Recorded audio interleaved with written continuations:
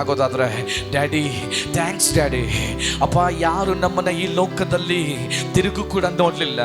ನಮ್ಮ ಒಂದು ತಪ್ಪಿನ ನಿಮಿತ್ತ ಎಷ್ಟೋ ಜನ ನಮ್ಮನ್ನ ಬಿಟ್ಟು ಹೋದ್ರು. ಕೆಲವೊಂದು ತಪ್ಪಿನ ನಿಮಿತ್ತ ಈಗಲೂ ಕೂಡ ನಮ್ಮನ್ನ ನೆನೆಸ್ತಾ ಇಲ್ಲ. ಆದ್ರೆ ನಾವು ಜನ್ಮಾದಿ ಪಾಪಿಗಳಾಗಿದ್ರು ಕೂಡ ನಮ್ಮನ್ನ ಬಿಟ್ಟು ಕೊಡೋದೆ, ನಮ್ಮನ್ನ ಮರೆತು ಬಿಡೋದೆ. ನನಗೋಸ್ಕರ ರಕ್ತ ಸುರಿಸಿದಕ್ಕಾಗಿ ಥ್ಯಾಂಕ್ ಯು. ನನಗೋಸ್ಕರ ನೀನು ಮುಳ್ಕಿರೀಟವನ್ನು ಧರಿಸಿಕೊಂಡಿದ್ದಕ್ಕಾಗಿ ಥ್ಯಾಂಕ್ ಯು. ನನಗೋಸ್ಕರ ಈ ದಿನದಲ್ಲಿ ಮತ್ತೆ ಪುನರುತ್ಥಾನಗೊಂಡು ಜೀವದಿಂದ ಎದ್ದು ಬಂದಿದ್ದಕ್ಕೆ ಥ್ಯಾಂಕ್ ಯು. ಮತ್ತೆ ನನ್ನನ್ನು ಮರಣದಿಂದ ತಪ್ಪಿಸಿ ನಿನ್ನೊಟ್ಟಿಗೆ ಜೀವಿಸುವಂತ ರೀತಿಯಲ್ಲಿ ಮಾರ್ಪಡಿಸಿದ್ದಕ್ಕಾಗಿ ಥ್ಯಾಂಕ್ ಯು. ಎಲ್ಲರೂ ಹೇಳ್ತೀರಾ? ಅವನನ್ನು ನೋಡಿ ಹೇಳ್ರಿ ಮಕ್ಕಳೇ, ಇದೊಂದು ಒಳ್ಳೆ ಸಮಯ. ಅವನಿಗೆ ನೀನು ಥ್ಯಾಂಕ್ಸ್ ಹೇಳಲಿಕ್ಕೆ ಮನಸ್ಸಾಗೋದಾದ್ರೆ ಥ್ಯಾಂಕ್ಸ್ ಹೇಳು. ಅವನಿಗೆ ನೀನು ಸ್ತೋತ್ರ ಹೇಳಲಿಕ್ಕೆ ಮನಸ್ಸಾಗೋದಾದ್ರೆ ಸ್ತೋತ್ರ ಹೇಳು. ಅಲ್ಪ ಸಮಯ ಅನ್ಯ ಭಾಷೆಯಲ್ಲಿ ದೇವರಿಗೆ ಸ್ತೋತ್ರ ಮಾಡಲಿಕ್ಕೆ ಮನಸ್ಸು ಯಾರಿಗಾದ್ರೂ ಇರೋದಾದ್ರೆ ಅವರು ಮಾತ್ರ ಶಬ್ದವನ್ನಿದ್ರೆ ದೇವರಿಗೆ ಸ್ತೋತ್ರವನ್ನ ಮಾಡ್ರಿ. ಅವರು ಮಾತ್ರ ದೇವರಿಗೆ ನಿಮ್ಮ ಶಬ್ದದಿಂದ ದೇವರಿಗೆ ಮಹಿಮೆಯನ್ನು ಸಲ್ಲಿಸ್ರಿ. ಕಾರಣ ಆ ಪುನರುತ್ಥಾನದ ಶಕ್ತಿಯನ್ನ ಇವತ್ತಿಗೂ ಕೂಡ ನಮ್ಮ ಮಧ್ಯದಲ್ಲಿ ಚಲಿಸಿ ಇನ್ನು ಮರಣದಲ್ಲಿ ಜೀವಿಸುವ ಹಾಗೆ ನಮ್ಮನ್ನ ಬಿಟ್ಟು ಕೊಡದೆ ನಿತ್ಯದಲ್ಲಿ ನೀತಿಗೆ ಅನುಸಾರವಾಗಿ ಅವನೊಟ್ಟಿಗೆ ಜೀವಿಸುವಂತ ಒಂದು ಪದ್ಧತಿಯನ್ನ ದೇವರು ನಮಗೆ ಕೊಟ್ಟಿದ್ದನ್ನ ನೆನೆಸಿ ಅಲ್ಪ ಸಮಯವನ್ನು ಬಾಯಿಗಳು ತೆರೆದು ದೇವರಿಗೆ ಸ್ತೋತ್ರವನ್ನ ಮಾಡೋಣ. ಓ ರಾಮ್ ಶಾಧಾರಗಡಂ ತಲವೈಡಲ್ ಪ್ರೌದಗಡಂ ತಲ್ಲೆ ಓ ರಾಮಜಿಯಂ ತೆಲ್ಲ ಮರಗಡಂ ತಲವೈಡಲ್ ಪ್ರೌದಗಡಂ ತಲರಗಡಂ ಶಂ ತಲರಗದೆ ಓ ರಾಮಜಿಯಂ ತೆಲ್ಲ ಮರ ಶಖೋಲ ರಾಜಿಯಂ ತೆಲ್ಲಗಡಂ ತಲರಗದೆ ಓ ರಂಜಾಧಿರಂ ಶತೆ ರಮಜಿಯಂ ತುರಗಡಂ ತಲ್ಲೆಗದೆ ರಾಮ ಶಥೋರಗಡಂ ತೆಲೆ. ಎಲ್ಲರೂ ಒಂದು 2 ನಿಮಿಷಗಳ ಕಾಲ ಅವನಿಗೆ ಒಂದು ಥ್ಯಾಂಕ್ಸ್ ಹೇಳ್ರಿ ಮಕ್ಕಳೇ. ಮೇಲಿರುವಂಥ ಎಲ್ಲ ಮಕ್ಕಳೇ, ಅವನು ನಿಮಗೋಸ್ಕರ ಪ್ರಾಣ ಕೊಟ್ಟು ಮತ್ತೆ ಪುನರುತ್ಥಾನಗೊಂಡು ಜೀವದಿಂದ ಎದ್ದಿದ್ದಾನೆ. ಕಣ್ಣು ತೆರೆದು ಆ ಕಡೆ ಕಡೆ ನೋಡಬೇಡ್ರಿ, ಯಾರು ಏನು ಮಾಡ್ತಾ ಇದ್ದಾರೆ ಎಂಬುದಾಗಿ ನೋಡಬೇಡ್ರಿ. ನಿಮಗೆ ತೋಚುವಂಥ ರೀತಿಯಲ್ಲಿ ಅವನನ್ನು ನೋಡಿ ಸ್ತೋತ್ರ ಮಾಡ್ರಿ. ನಿಮಗೆ ತೋಚುವಂಥ ರೀತಿಯಲ್ಲಿ ಅವನಿಗೆ ಒಂದು ಥ್ಯಾಂಕ್ಸ್ ಹೇಳ್ರಿ. ಅವನನ್ನು ಮಹಿಮೆ ಪಡಿಸ್ರಿ, ಅವನನ್ನು ಕೊಂಡಾಡ್ರಿ, ಅವನನ್ನು ಮಹಿಮೆ ಪಡಿಸ್ರಿ. ಅವನೊಂದು ವೇಳೆ ನಿನಗೋಸ್ಕರ ಪ್ರಾಣ ಕೊಡದೆ ಹೋಗಿದ್ದರೆ, ಅವನೊಂದು ವೇಳೆ ನಿನಗೋಸ್ಕರ ಮರಣ ಅನುಭವಿಸದೆ ಹೋಗಿದ್ರೆ, ಅವನು ನಿನ್ನಲ್ಲಿ ಮತ್ತೆ ಜೀವವನ್ನು ಕಾಣಲಿಕ್ಕೆ ಆಗ್ತಿರ್ಲಿಲ್ಲ. ಒಂದು ವೇಳೆ ಅವನು ಪುನರುತ್ಥಾನಗೊಳ್ಳುವಾಗ ನಿನ್ನನ್ನು ಪುನರುತ್ಥಾನದ ಶಕ್ತಿಯಲ್ಲಿ ಮರೆ ಮಾಡದೆ ಹೋಗಿದ್ರೆ, ಆ ಜೀವದಲ್ಲಿ ನಿನ್ನನ್ನು ಎಬ್ಬಿಸದೆ ಹೋಗಿದ್ರೆ ನೀನು ನರಕದಲ್ಲಿ ಕಾಣಬೇಕಾಗಿತ್ತು. ಆದ್ರೆ ಇವತ್ತು ನಾನು ನೀನು ಅವನ ಜೀವದಲ್ಲಿ ಅವನೊಟ್ಟಿಗೆ ಸೇರಿ ಜೀವಿಸುವಂತ, ನಿತ್ಯ ಮರಣದಿಂದ ತಪ್ಪಿಸಿಕೊಂಡು ನಿತ್ಯ ಜೀವದಲ್ಲಿ ಜೀವಿಸುವಂತ ಒಂದು ಅನುಭವಕ್ಕೆ ಬಂದಿದ್ದೇವೆ. ಕಮಾನ್ ಕಮಾನ್ ಕಮಾನ್. ಈ ಅನುಭವದಲ್ಲಿರುವಂತ ನಾನು ನೀನು ಅವನಿಗೆ ಎಷ್ಟು ಸ್ತೋತ್ರ ಹೇಳಿಸಿದ್ರು ಸಾಲದಿಲ್ಲ, ಎಷ್ಟು ಮಹಿಮೆ ಸಲ್ಲಿಸಿದ್ರು ಸಾಲದಿಲ್ಲ, ಎಷ್ಟು ಉನ್ನತವಾದಂತ ಗ್ಲೋರಿಯನ್ನು ಅವನಿಗೆ ಸಮರ್ಪಿಸಿದ್ರು ಸಾಲೋದಿಲ್ಲ. ಅವನನ್ನು ನೋಡಿ ಶಕ್ತವಾಗಿ ಅಲ್ಪ ಸಮಯ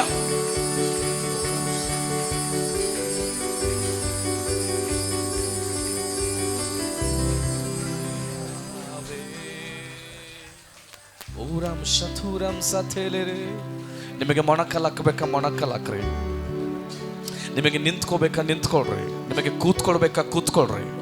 ನಿಮಗೆ ತೋಚುವಂಥ ರೀತಿಯಲ್ಲಿ ಅಪ್ಪನಿಗೆ ಒಂದು ಸ್ವಲ್ಪ ಸಮಯ ನೀವು ದೇವರಿಗೆ ಸ್ತೋತ್ರ ಮಾಡ್ರಿ. ನಾವು ವಾಕ್ಯ ಭಾಗಕ್ಕೆ ಹೋಗುವುದಕ್ಕಿಂತ ಮುಂಚಿತವಾಗಿ ನಮ್ಮನ್ನು ಸಂಪೂರ್ಣವಾಗಿ ದೇವರಿಗೆ ಬಿಟ್ಟುಕೊಡೋಣ. ಇದು ಸಾಧಾರಣವಾದಂಥ ದಿವಸವಲ್ಲ, ಇದು ಪುನರುತ್ಥಾನಗೊಂಡಂಥ ಆತನ ಮಹಿಮೆಯ ದಿವಸವಾಗಿದೆ. ನಿನ್ನಲ್ಲಿ ಆ ಪುನರುತ್ಥಾನದ ಶಕ್ತಿ ಇದೆ. ಕಂಪ್ಲೀಟ್ ಆಗಿ ದೇವರಿಗೆ ಒಪ್ಪಿಸಿಕೊಟ್ಟು ಹೇಳ್ರಿ. ಓ ರಾಮ ರಾಮ ಶತೆ ಓ ರಾಮ ರಾಧಲ ರಸೆ ರುಕುಲ ರಾಮ ಶತು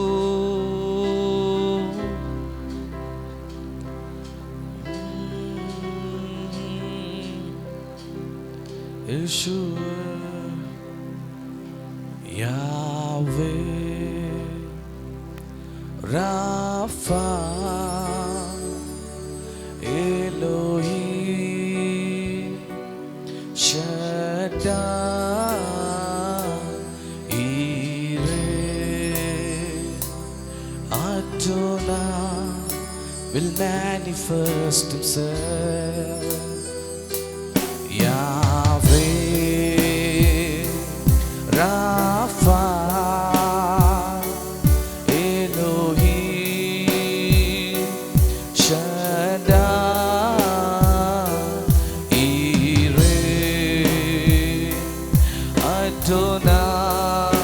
will manifest himself. Oh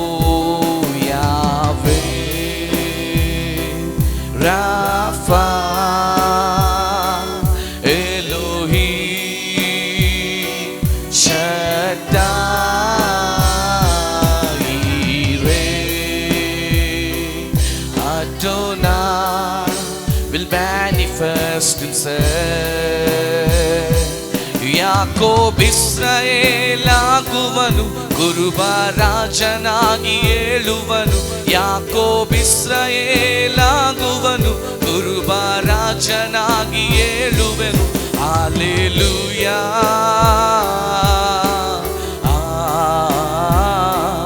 hallelujah,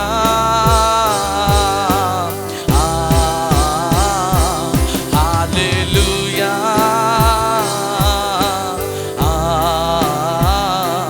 hallelujah.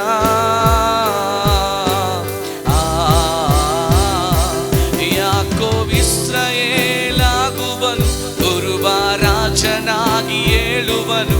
ಯಾಕೋಬ್ ಇಸ್ರಾಯೇಲಾಗುವನು, ಕುರುಬ ರಾಜನಾಗಿ ಏಳುವನು. ಹಾಲೆಲೂಯಾ,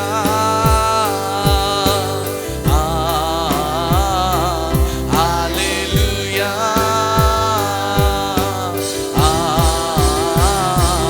ಉಪಯೋಗಿಸೆಯ ಇನ್ನು ನನ್ನ ಉಜ್ಜೀವನಕ್ಕಾಗಿ.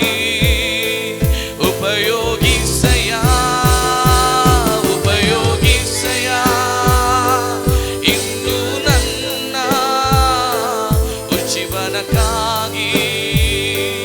ಉಪಯೋಗಿಸೆಯ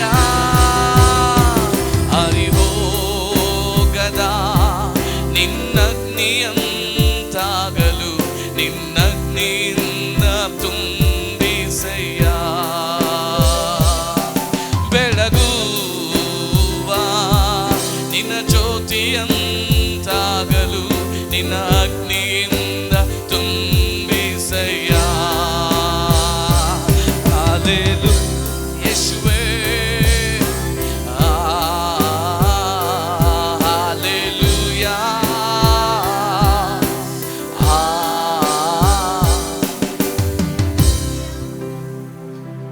ಅವನದು ಕೇಳ್ರಿ, ದೇವರೇ ನನ್ನ ನಿನ್ನ ಆತ್ಮನಿಂದ ತುಂಬಿಸಿ ಎಂಬುದ ಕೇಳ್ರಿ. ಓ ಯೇಸುವೇ, ಅವನಿಗೆ ಒಂದು ಸ್ವಲ್ಪ ಸಮಯ ನಿಮ್ಮನ್ನ ಬಿಟ್ಟುಕೊಡ್ತೀರಾ, ನಿಮ್ಮ ಹೃದಯವನ್ನು ಬಿಟ್ಟುಕೊಡ್ತೀರಾ? ನಿಮ್ಮ ಹೃದಯವನ್ನು ಆತನ ಕರೆಗಳಿಗೆ ಒಪ್ಪಿಸಿಕೊಡಲಿಕ್ಕೆ ನಿಮ್ಗೆ ಸಾಧ್ಯನಾ?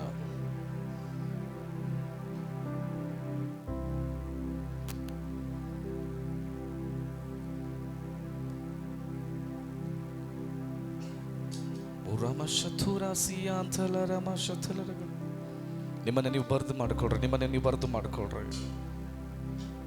ನಿಮ್ಮನ್ನ ನೀವು ಬರೆದು ಮಾಡ್ಕೊಳ್ರಿ. ಎಲೀಷನ ಶಿಷ್ಯನ ಆ ಮನೆಯಲ್ಲಿ ಎಷ್ಟು ಬರಿದಾದ ಪಾತ್ರೆ ಇತ್ತೋ ಅಷ್ಟರ ಮಟ್ಟಿಗೆ ಎಣ್ಣೆ ತುಂಬಿ ಹೊರಸೂಸಿದಂಥ ರೀತಿಯಲ್ಲಿ ಈ ಸಮಯದಲ್ಲಿ ನನ್ನ ಶಬ್ದವನ್ನು ಕೇಳ್ತಿರುವಂಥ ನೀನು ನಿನ್ನನ್ನು ಎಷ್ಟರ ಮಟ್ಟಿಗೆ ಬರಿದು ಮಾಡಿಕೊಳ್ತೀಯೋ ಅಷ್ಟರ ಮಟ್ಟಿಗೆ ನಿನ್ನಲ್ಲಿ ಅವನು ತುಂಬಲಿಕ್ಕಿದ್ದಾನೆ. ನಿನ್ನನ್ನು ಅವನು ತುಂಬಿಸ್ತಾನೆ. ಶಕ್ತವಾಗಿ ಶಕ್ತವಾಗಿ ಶಕ್ತವಾಗಿ. ಓರ ಸತಿರಿ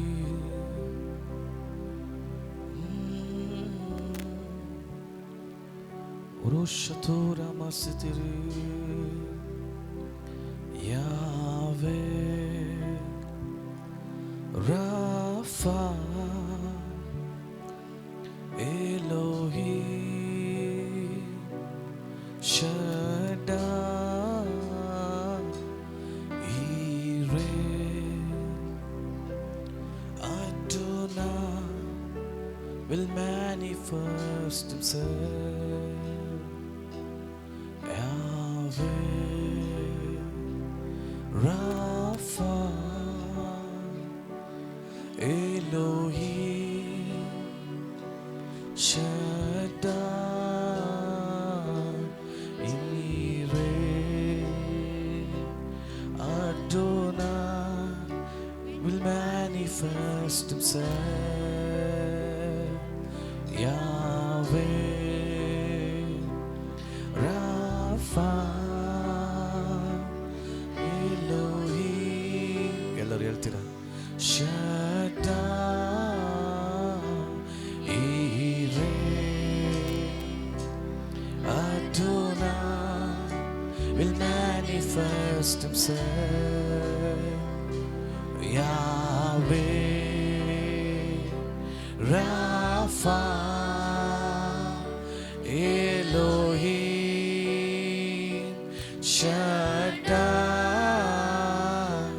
Yireh,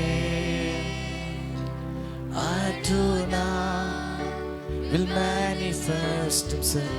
ನಾನು ನಂಬ್ತಾ ಇದ್ದೇನೆ, ಆತ್ಮದಲ್ಲಿ ಕೆಲವರನ್ನ ಪರಿಶುದ್ಧಾತ್ಮನಿಗೆ ತುಂಬಿಸ್ತಾ ಇದ್ದಾನೆ. ಆತ ನನ್ನ ದೇವರಾತ್ಮ ನನ್ನ ಕರೆಗಳಿಗೆ ಒಪ್ಪಿಸಿಕೊಡುವಂತ ಕೆಲವರ ಜೀವಿತದ ಮೇಲೆ ದೇವರಾತ್ಮನು ಇವತ್ತು ಅವನು ಶಕ್ತವಾಗಿ ಕಾರ್ಯವನ್ನು ಮಾಡ್ತಾ ಇದ್ದಾನೆ.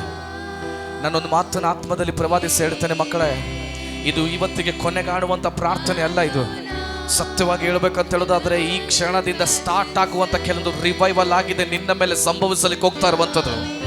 ಇನ್ನು ನೀನು ಸಾಧಾರಣವಾಗಿ ಕಾಣೋದಿಲ್ಲ.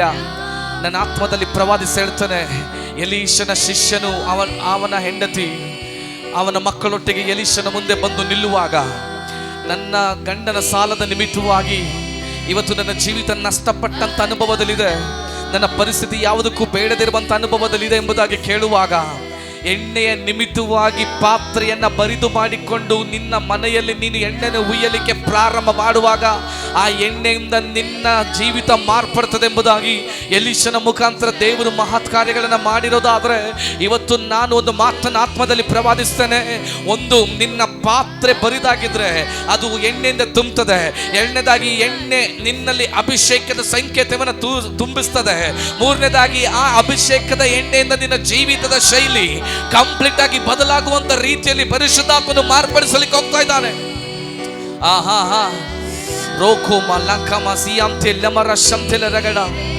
ಶಕ್ತವಾಗಿ ಶಕ್ತವಾಗಿ ಶಕ್ತವಾಗಿ ಶಕ್ತವಾಗಿ ಶಕ್ತವಾಗಿ ರೋಮ್ ಶಾಖ ರೋಸಿ ಅಂತೆಲ್ಲ ವೈಡಲ್ ಪ್ರೌದಗಡ. ಯಾರಾದ್ರೂ ಸ್ವೀಕಾರ ಮಾಡಲಿಕ್ಕೆ ಮನಸ್ಸಿರೋದಾದ್ರೆ ಅವರು ಮಾತ್ರ ಪರಿಶುದ್ಧಾತ್ಮನಿಗೆ ಪ್ರತಿಕ್ರಿಯಿಸಿ ಸ್ವೀಕಾರ ಮಾಡಿದ್ರೆ ಸಾಕು. ನನ್ನ ಆತ್ಮದಲ್ಲಿ ಹೇಳ್ತಾ ಇದ್ದೇನೆ, ಇವತ್ತು ಬರಿದಾಗಿರುವಂತ ನಿನ್ನ ಮೇಲೆ ಆ ಪರಿಶುದ್ಧಾತ್ಮನ ಎಣ್ಣೆ ಸುರಿಯಲ್ಪಡ್ತಾ ಇದೆ. ನಾನು ಹೇಳ್ತಾ ಇದ್ದೇನೆ, ಇವತ್ತಿಗೆ ಅಂತ್ಯವಲ್ಲ, ಇವತ್ತಿಗೆ ಪ್ರಾರಂಭವಾಗ್ತಾ ಇದೆ. ಹಗ್ಗಾಯನು ಬರೆದ ಪ್ರವಾದನ ಗ್ರಂಥ 2ನೇ ಅಧ್ಯಾಯ 19ನೇ ವಚನದಲ್ಲಿ ಬರೆಯಲ್ಪಟ್ಟ ಪ್ರಕಾರ, ಇದೇ ದಿವಸ ಮೊದಲುಗೊಂಡು ಅವನು ನಿನ್ನನ್ನು ಆಶೀರ್ವದಿಸ್ತಾ ಇದ್ದಾನೆ. ನೀನು ಯಾವ ದಿವಸದಿಂದ ಅಂತ್ಯ ಎಂಬುದಾಗಿ ನೆನೆಸ್ತೋ ಅದೇ ದಿವಸದಿಂದ ಮೊದಲುಗೊಂಡು ನಿನ್ನನ್ನು ದೇವರು ಆಶೀರ್ವದಿಸಲಿಕ್ಕೆ ಹೋಗ್ತಾ ಇದ್ದಾನೆ.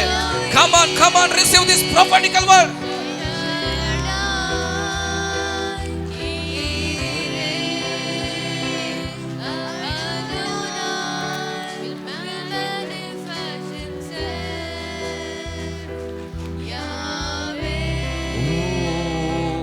Rapha, Elohim, Shaddai, Yireh, Adonai will manifest himself. ಹಾಗೆ ಆ ಪ್ರಸನ್ನತೆಯಲ್ಲಿರುವಾಗಲೇ ಯಾರಾದರೂ ಬರುವ ವಾಕ್ಯವನ್ನು ತೆಗೆದು ಓದಿ ನನಗೆ ಸಹಾಯ ಮಾಡಿ.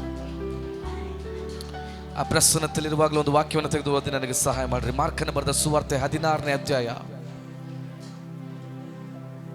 ಅದರ 3ನೇ ವಚನವನ್ನ.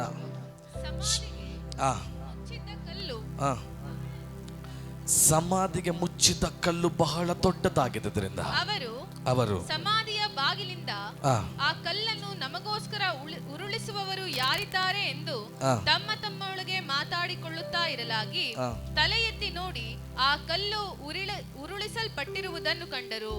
ಆ ಸಮಾಧಿಯೊಳಕ್ಕೆ ಹೋಗಿ ಒಬ್ಬ ಯೌವನಸ್ಥನು ಬಿಳಿ ಅಂಗಿಯನ್ನು ತೊಟ್ಟುಕೊಂಡು ಬಲಗಡೆ ಕೂತಿರುವುದನ್ನು ಕಂಡು ಬೆಚ್ಚಿ ಬೆರಗಾದರು. ನಾನಿವತ್ತು ದೇವರಿಗೆ ಸ್ತೋತ್ರ ಉಂಟಾಗಲಿ. ಈ ಪುನರುತ್ಥಾನದ ದಿನದಲ್ಲಿ ಕೆಲವೊಂದು ಪ್ರವಾದನಾತ್ಮಕವಾಗಿರುವಂಥ ವಾಗ್ದಾನಗಳನ್ನು ನಿಮ್ಮ ಮೇಲೆ ರಿಲೀಸ್ ಮಾಡಿ ನಿಮ್ಮನ್ನು ಬ್ಲೆಸ್ ಮಾಡಿ ಆಗಿರ್ತದೆ. ನಾನು ಇಲ್ಲಿಂದ ಹೋಗೋದು ಖಂಡಿತ ದೇವರ ಆತ್ಮನು ಕೆಲವೊಂದು ಕಾರ್ಯಗಳನ್ನು ನಮ್ಮ ಮಧ್ಯದಲ್ಲಿ ಮಾಡಲಿಕ್ಕಿದ್ದಾನೆ. ದೇವರ ವಾಕ್ಯ ಬರೆಯಲ್ಪಡ್ತಾ ಇದೆ, ಯೇಸುವನ್ನ ಶಿಲುಬೆಗೆ ಮರಣವನ್ನ ಆ ಒಂದು ಶಿಲುಬೆಯ ಆ ಒಂದು ಮರದಲ್ಲಿ ಮೊಳೆಗಳನ್ನು ಹೊಡೆದು ಜಡಿಯಲ್ಪಟ್ಟು ಅವನು ಮರಣ ಹೊಂದಿದ ನಂತರ ಅವನನ್ನ ಸಮಾಧಿ ಮಾಡಲ್ಪಟ್ಟಂತ 3ನೇ ದಿನದಲ್ಲಿ 4 ಜನ ಸಹೋದರಿಯರು ಬೆಳಗಿನ ಜಾವದಲ್ಲಿ ಸುಗಂಧ ತೈಲವನ್ನು ತೆಗೆದುಕೊಂಡು ಯೇಸುವಿನ ದೇಹವನ್ನ ಆ ಸುಗಂಧ ತೈಲದಿಂದ ಹಚ್ಚಬೇಕೆಂಬುದಾಗಿ ಬಹಳ ಆತುರದಿಂದ, ಕಣ್ಣು ನೀರಿನಿಂದ, ದಾಹದಿಂದ ಮುಂಜಾನೆ ಇನ್ನು ಮೊಬ್ಬಿರುವಾಗಲೇ ಅವರು ಆ ಸಮಾಧಿಯ ಬಳಿಗೆ ಓಡ್ತಾ ಇದ್ದಾರೆ. ಓಡುತ್ತಿರುವಂಥ ಆ ಸಮಯದಲ್ಲಿ ಅವ್ರು ನೆನೆಸ್ಕೊಳ್ತಿರುವಂಥ ವಿಚಾರ, ಮಗ್ದಲದ ಮರಿಯಲ್ಲಿ ನೆನೆಸ್ಕೊಳ್ತಾ ಇದ್ದಾಳೆ, ಸಮಾಧಿಯ ಕಲ್ಲು ದೊಡ್ಡದಾಗಿದೆ, ಅದನ್ನು ನಮಗೋಸ್ಕರ ಉರುಳಿಸುವವರು ಯಾರಿದ್ದಾರೆ ಎಂಬುದಾಗಿ ಅದನ್ನು ನೆನೆಸಿ 4ನೇ ವಚನದಲ್ಲಿ ದೇವರ ವಾಕ್ಯ ಬರೆಯಲ್ಪಡ್ತಾ ಇದೆ. ಅವರು ತಲೆ ಎತ್ತಿ ನೋಡಲಾಗಿ ಕಲ್ಲು ಉರುಳಿಸಲ್ಪಟ್ಟಿರೋದನ್ನು ಅವರು ಕಣ್ಣು ಕಾಣ್ತಾ ಇದ್ದಾರೆ. ನಾನು ಇದನ್ನು ಒಂದು ಮಾತನ್ನು ನಾನು ಪ್ರವಾದಿಸಿ ಹೇಳ್ತೀನಿ, ಮಕ್ಕಳೇ, ಎಷ್ಟು ಜನ ಇದನ್ನು ಸ್ವೀಕಾರ ಮಾಡ್ಕೊಳ್ತಾ ಇದ್ರು ನನಗೆ ಗೊತ್ತಿಲ್ಲ. ನಿನ್ನ ಮುಂದೆ ಎಷ್ಟು ದೊಡ್ಡ ಕಲ್ಲು ಮುಚ್ಚಲ್ಪಟ್ಟಿದೆ ಎಂಬುದಾಗಿ ನನಗೆ ಗೊತ್ತಿಲ್ಲ. ಆದರೆ ನೀನು ನೆನೆಸ್ತಾ ಇದೆಯಾ, ನನಗೋಸ್ಕರ ಕಲ್ಲನ್ನು ಉರುಳಿಸುವವರು ಯಾರಿದ್ದಾರೆ, ನನಗೋಸ್ಕರ ಸಹಾಯ ಮಾಡುವವರು ಯಾರಿದ್ದಾರೆ, ನನಗೋಸ್ಕರ ಈ ವಿಷಯದಲ್ಲಿ ಉತ್ತರ ಕೊಡುವವರು ಯಾರಿದ್ದಾರೆ, ನನ್ನ ಕಣ್ಣು ನೀರನ್ನು ಒರೆಸುವವರು ಯಾರಿದ್ದಾರೆ, ನನ್ನ ಜೀವಿತವನ್ನು ಬದಲಾಯಿಸುವವರು ಯಾರಿದ್ದಾರೆ, ನನ್ನ ಕುಟುಂಬದ ಪರಿಸ್ಥಿತಿಯನ್ನು ಬದಲಾಯಿಸುವವರು ಯಾರಿದ್ದಾರೆ, ನನ್ನ ಮನೆಯ ಪರಿಸ್ಥಿತಿಯನ್ನು ಬದಲಾಯಿಸುವವರು ಯಾರಿದ್ದಾರೆ. ನೀನು ನೆನೆಸ್ತಾ ಇದೀಯಾ? ಆದ್ರೆ ನನ್ನ ಆತ್ಮದಲ್ಲಿ ಪ್ರವಾದಿಸ್ತಾ ಇದ್ದಾನೆ, ನೀನು ನೆನೆಸುವಾಗ ಆ ಉತ್ತರವನ್ನ ನೋಡುವಾಗಲೇ ನಿನ್ನ ಕಣ್ಣು ಮುಂದೆ ಮುಚ್ಚಲ್ಪಟ್ಟಂತ ಕಲ್ಲುಗಳು ತೆರೆಯಲ್ಪಟ್ಟಿರೋದನ್ನು ನೀನು ಕಾಣ್ತೀಯ. ಓ ಹೋ ಹೋ ಹೋ ಹೋ, ಎಷ್ಟು ಜನರೊಟ್ಟಿಗೆ ಇದು ದೇವರಾತ್ಮನು ಮಾತನಾಡ್ತಾ ಇದ್ದಾನೆ ಎಂಬುದಾಗಿ ನನಗೆ ಗೊತ್ತಿಲ್ಲ. ಆ ಸಹೋದರಿಯೊಟ್ಟಿಗೆ ದೇವರಾತ್ಮನು ಮಾತನಾಡ್ತಾ ಇದ್ದಾನೆ. ಆ ಕಣ್ಣು ನೀರಿನಿಂದ ದೇವರ ಸಮ್ಮುಖದಲ್ಲಿರುವಂತಹ ಸಹೋದರಿಯೊಟ್ಟಿಗೆ ದೇವರಾತ್ಮನು ಮಾತನಾಡ್ತಾ ಇದ್ದಾನೆ. ನೀನು ಈ ಆಲಯದೊಳಗಡೆ ಬರಬೇಕಾದ್ರೆ ನನ್ನ ಜೀವಿತವನ್ನು ಆಶೀರ್ವದಿಸಲಿಕ್ಕೆ ಯಾರಿದ್ದಾರೆ ಎಂಬುದಾಗಿ ನೆನೆಸಿದೆ. ನೀನು ನೆನೆಸುವಾಗಲೇ ನಿನ್ನ ಮುಂದೆ ದೇವರು ಮಾರ್ಗವನ್ನು ಸಿದ್ಧಪಡಿಸಿಟ್ಟಿದ್ದಾನೆ. ಓ, ಸ್ವೀಕಾರ ಮಾಡಲಿಕ್ಕೆ ಯಾರಿಗಾದ್ರೂ ಮನಸ್ಸಿರೋದಾದ್ರೆ ಅಲ್ಪ ಸಮಯ ಸ್ವೀಕಾರ ಮಾಡ್ರಿ ಮಕ್ಕಳೇ. ರೋಕೋಮಲ್ಲ ಮರ ಶಂತೆಲ ಮರಗಡ ವೈಡಲ್ ಪ್ರೌದಗಡ. ಓ, ಯಾರೊಟ್ಟಿಗೆ ದೇವರಾತ್ಮನು ಮಾತನಾಡ್ತಾ ಇದ್ದಾನೆ ಎಂಬುದಾಗಿ ಗೊತ್ತಿಲ್ಲ. ಯಾರ ಹೃದಯದೊಟ್ಟಿಗೆ ದೇವರಾತ್ಮನು ಈ ಆಲೋಚನೆ ಹಸ್ತಾಂತರ ಪಡಿಸ್ತಾ ಇದ್ದಾನೆ ಎಂಬುದಾಗಿ ನನಗೆ ಗೊತ್ತಿಲ್ಲ. ಆದ್ರೆ ಮುಚ್ಚಲ್ಪಟ್ಟಂತ ಕಲ್ಲು ನನಗೋಸ್ಕರ ತೆರೆಯೋರು ಯಾರಿದ್ದಾರೆ ಎಂಬುದಾಗಿ ಆ ಸಹೋದರಿ ನೆನೆಸುವಾಗಲೇ ಅವಳ ಮುಂದೆ ಕಲ್ಲು ತೆರೆಯಲ್ಪಟ್ಟಿರೋದನ್ನು ಅವಳ ಕಣ್ಣು ಕಾಣ್ತಾ ಇದೆ.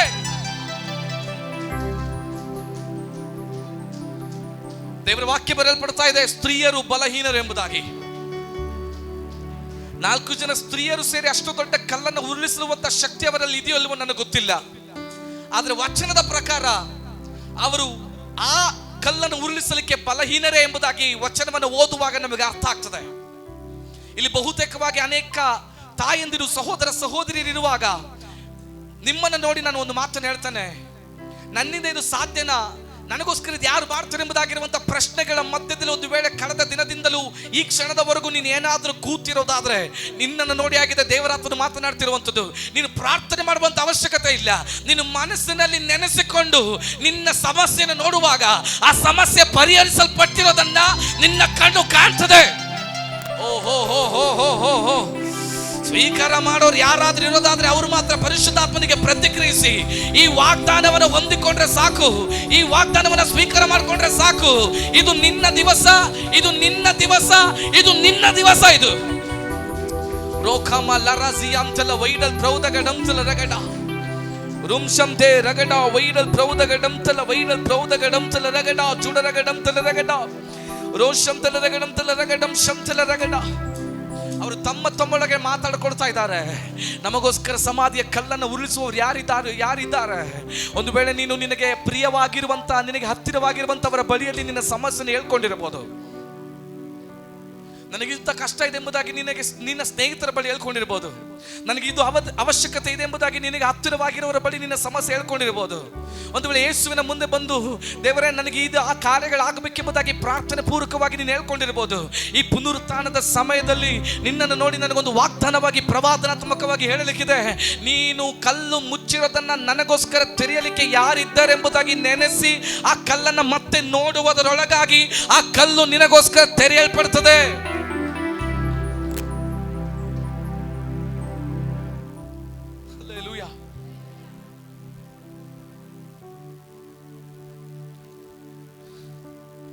ದೇವರಿಗೆ ಸ್ತೋತ್ರ ಉಂಟಾಗಲಿ.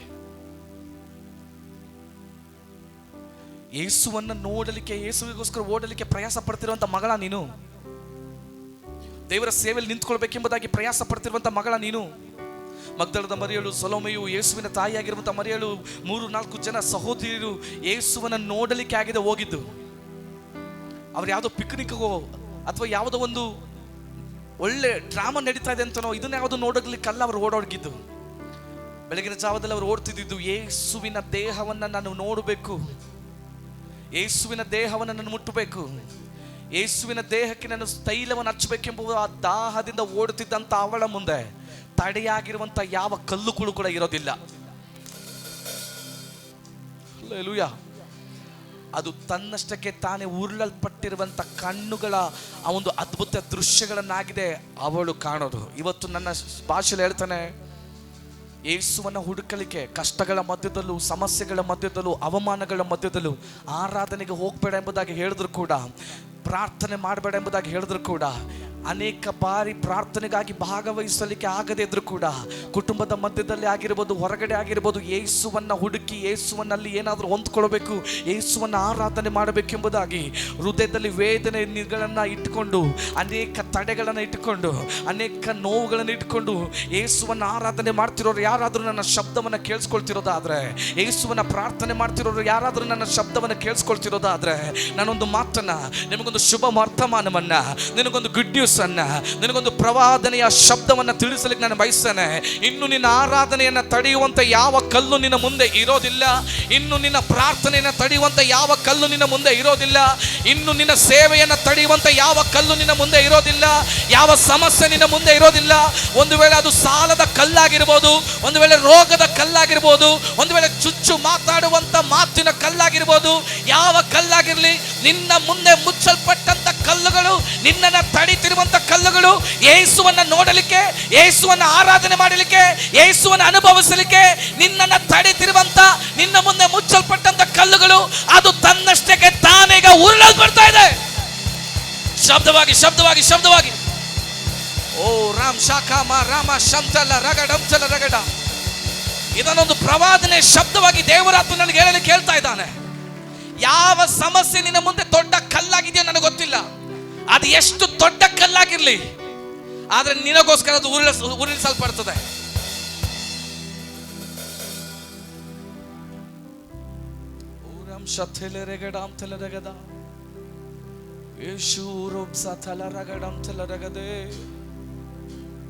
ನಿನಗೋಸ್ಕರ ಅದು ಉರುಳಿಸಲ್ಪಡ್ತದೆ.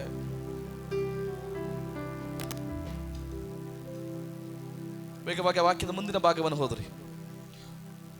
ಅವರು ಸಮಾಧಿಯೊಳಕ್ಕೆ ಹೋಗಿ ಒಬ್ಬ ಯೌವನಸ್ಥನು ಬಿಳಿ ಅಂಗಿಯನ್ನು ತೊಟ್ಟುಕೊಂಡು ಬಲಗಡೆ ಕೂತಿರುವುದನ್ನು ಕಂಡು ಬೆಚ್ಚಿ ಬೆರಗಾದರು. ಅವನು ಅವರಿಗೆ, ಬೆರಗಾಗಬೇಡಿರಿ, ಶಿಲುಬೆಗೆ ಹಾಕಲ್ಪಟ್ಟಿದ್ದ ನಜರೇತಿನ ಯೇಸುವನ್ನು ಹುಡುಕುತ್ತೀರಲ್ಲವೇ? ಆತನು ಜೀವಿತನಾಗಿ ಎದ್ದಿದ್ದಾನೆ, ಇಲ್ಲಿ ಇಲ್ಲ. ಆತನನ್ನು ಇಟ್ಟಿದ್ದ ಸ್ಥಳವು ಇದೇ, ನೋಡಿರಿ.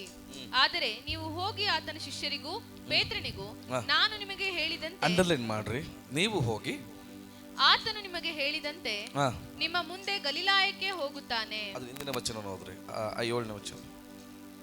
ನೀವು ಹೋಗಿ ಆತನ ಶಿಷ್ಯರಿಗೂ ಪೇತ್ರನಿಗೂ ಆತನು ನಿಮಗೆ ಹೇಳಿದಂತೆ ನಿಮ್ಮ ಮುಂದೆ ಗಲಿಲಾಯಕ್ಕೆ ಹೋಗುತ್ತಾನೆ, ಅಲ್ಲಿ ಆತನನ್ನು ಕಾಣುವಿರಿ ಎಂದು ತಿಳಿಸಿರಿ ಎಂದು ಹೇಳಿದನು. ಸಾಕು, ದೇವರಿಗೆ ಸ್ತೋತ್ರ ಉಂಟಾಗಲಿ.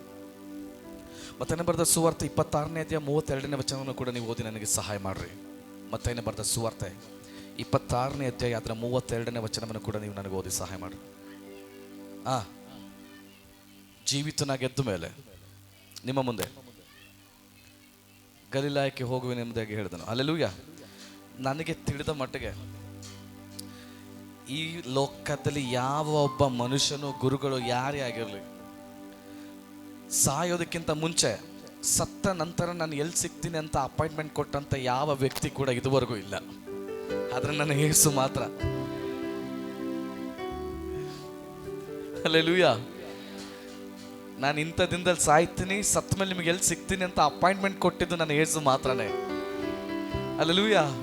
ಅವನು ಹೇಳ್ತಾನೆ, ನಿಮ್ಮ ಮುಂದೆ ಗಲಿಲಾಯಕ್ಕೆ ಹೋಗಿ ನಾನು ನಿಮಗೆ ಅಲ್ಲಿ ಸಿಗ್ತೀನಿ ಬನ್ರಿ ಎಂಬುದಾಗಿ ಸಾಯುವುದಕ್ಕಿಂತ ಮುಂಚಿತವಾಗಿಯೇ ಪುನರುತ್ಥಾನದ ಅಪಾಯಿಂಟ್ಮೆಂಟ್ ಅನ್ನು ಕೊಟ್ಟಂತ ದೇವರನ್ನಾಗಿದೆ ನಾನು ನೀನು ಆರಾಧನೆ ಮಾಡ್ತಿರುವಂಥದ್ದು. ಅದರ ಅರ್ಥ ಅವನು ಅದರಲ್ಲೇ ಪ್ರವಾದನಾತ್ಮಕವಾಗಿ ಶಿಷ್ಯಂದ್ರಿಗೆ ತಿಳಿಸಿದ್ದಾನೆ, ಮರಣ ನನ್ನನ್ನು ಹಿಡ್ಕೊಳ್ಳೋದಿಲ್ಲ, ಮರಣವನ್ನು ನಾನು ಜಯಿಸಿ ನಿಮ್ಮ ಮುಂದೆ ಬರ್ತೇನೆ, ಮತ್ತೆ ನಿಮ್ಮನ್ನು ಆಕ್ರಮಿಸಿಕೊಳ್ಳುವಂಥ ಮರಣವನ್ನು ಕೂಡ ಜಯಿಸಲಿಕ್ಕೆ ನಾನು ನಿಮ್ಮ ಮುಂದೆ ನಿಲ್ತೇನೆ ಎಂಬುದಾಗಿ ವಾಗ್ದಾನ ಮಾಡಿದಂಥ ಯೇಸುವಿನ ಆ ಒಂದು ಶಬ್ದವಾಗಿದೆ ನಿಮಗೆ ತಿಳಿಸ್ತಾ ಇರೋದು. ಹಲ್ಲೆಲೂಯಾ.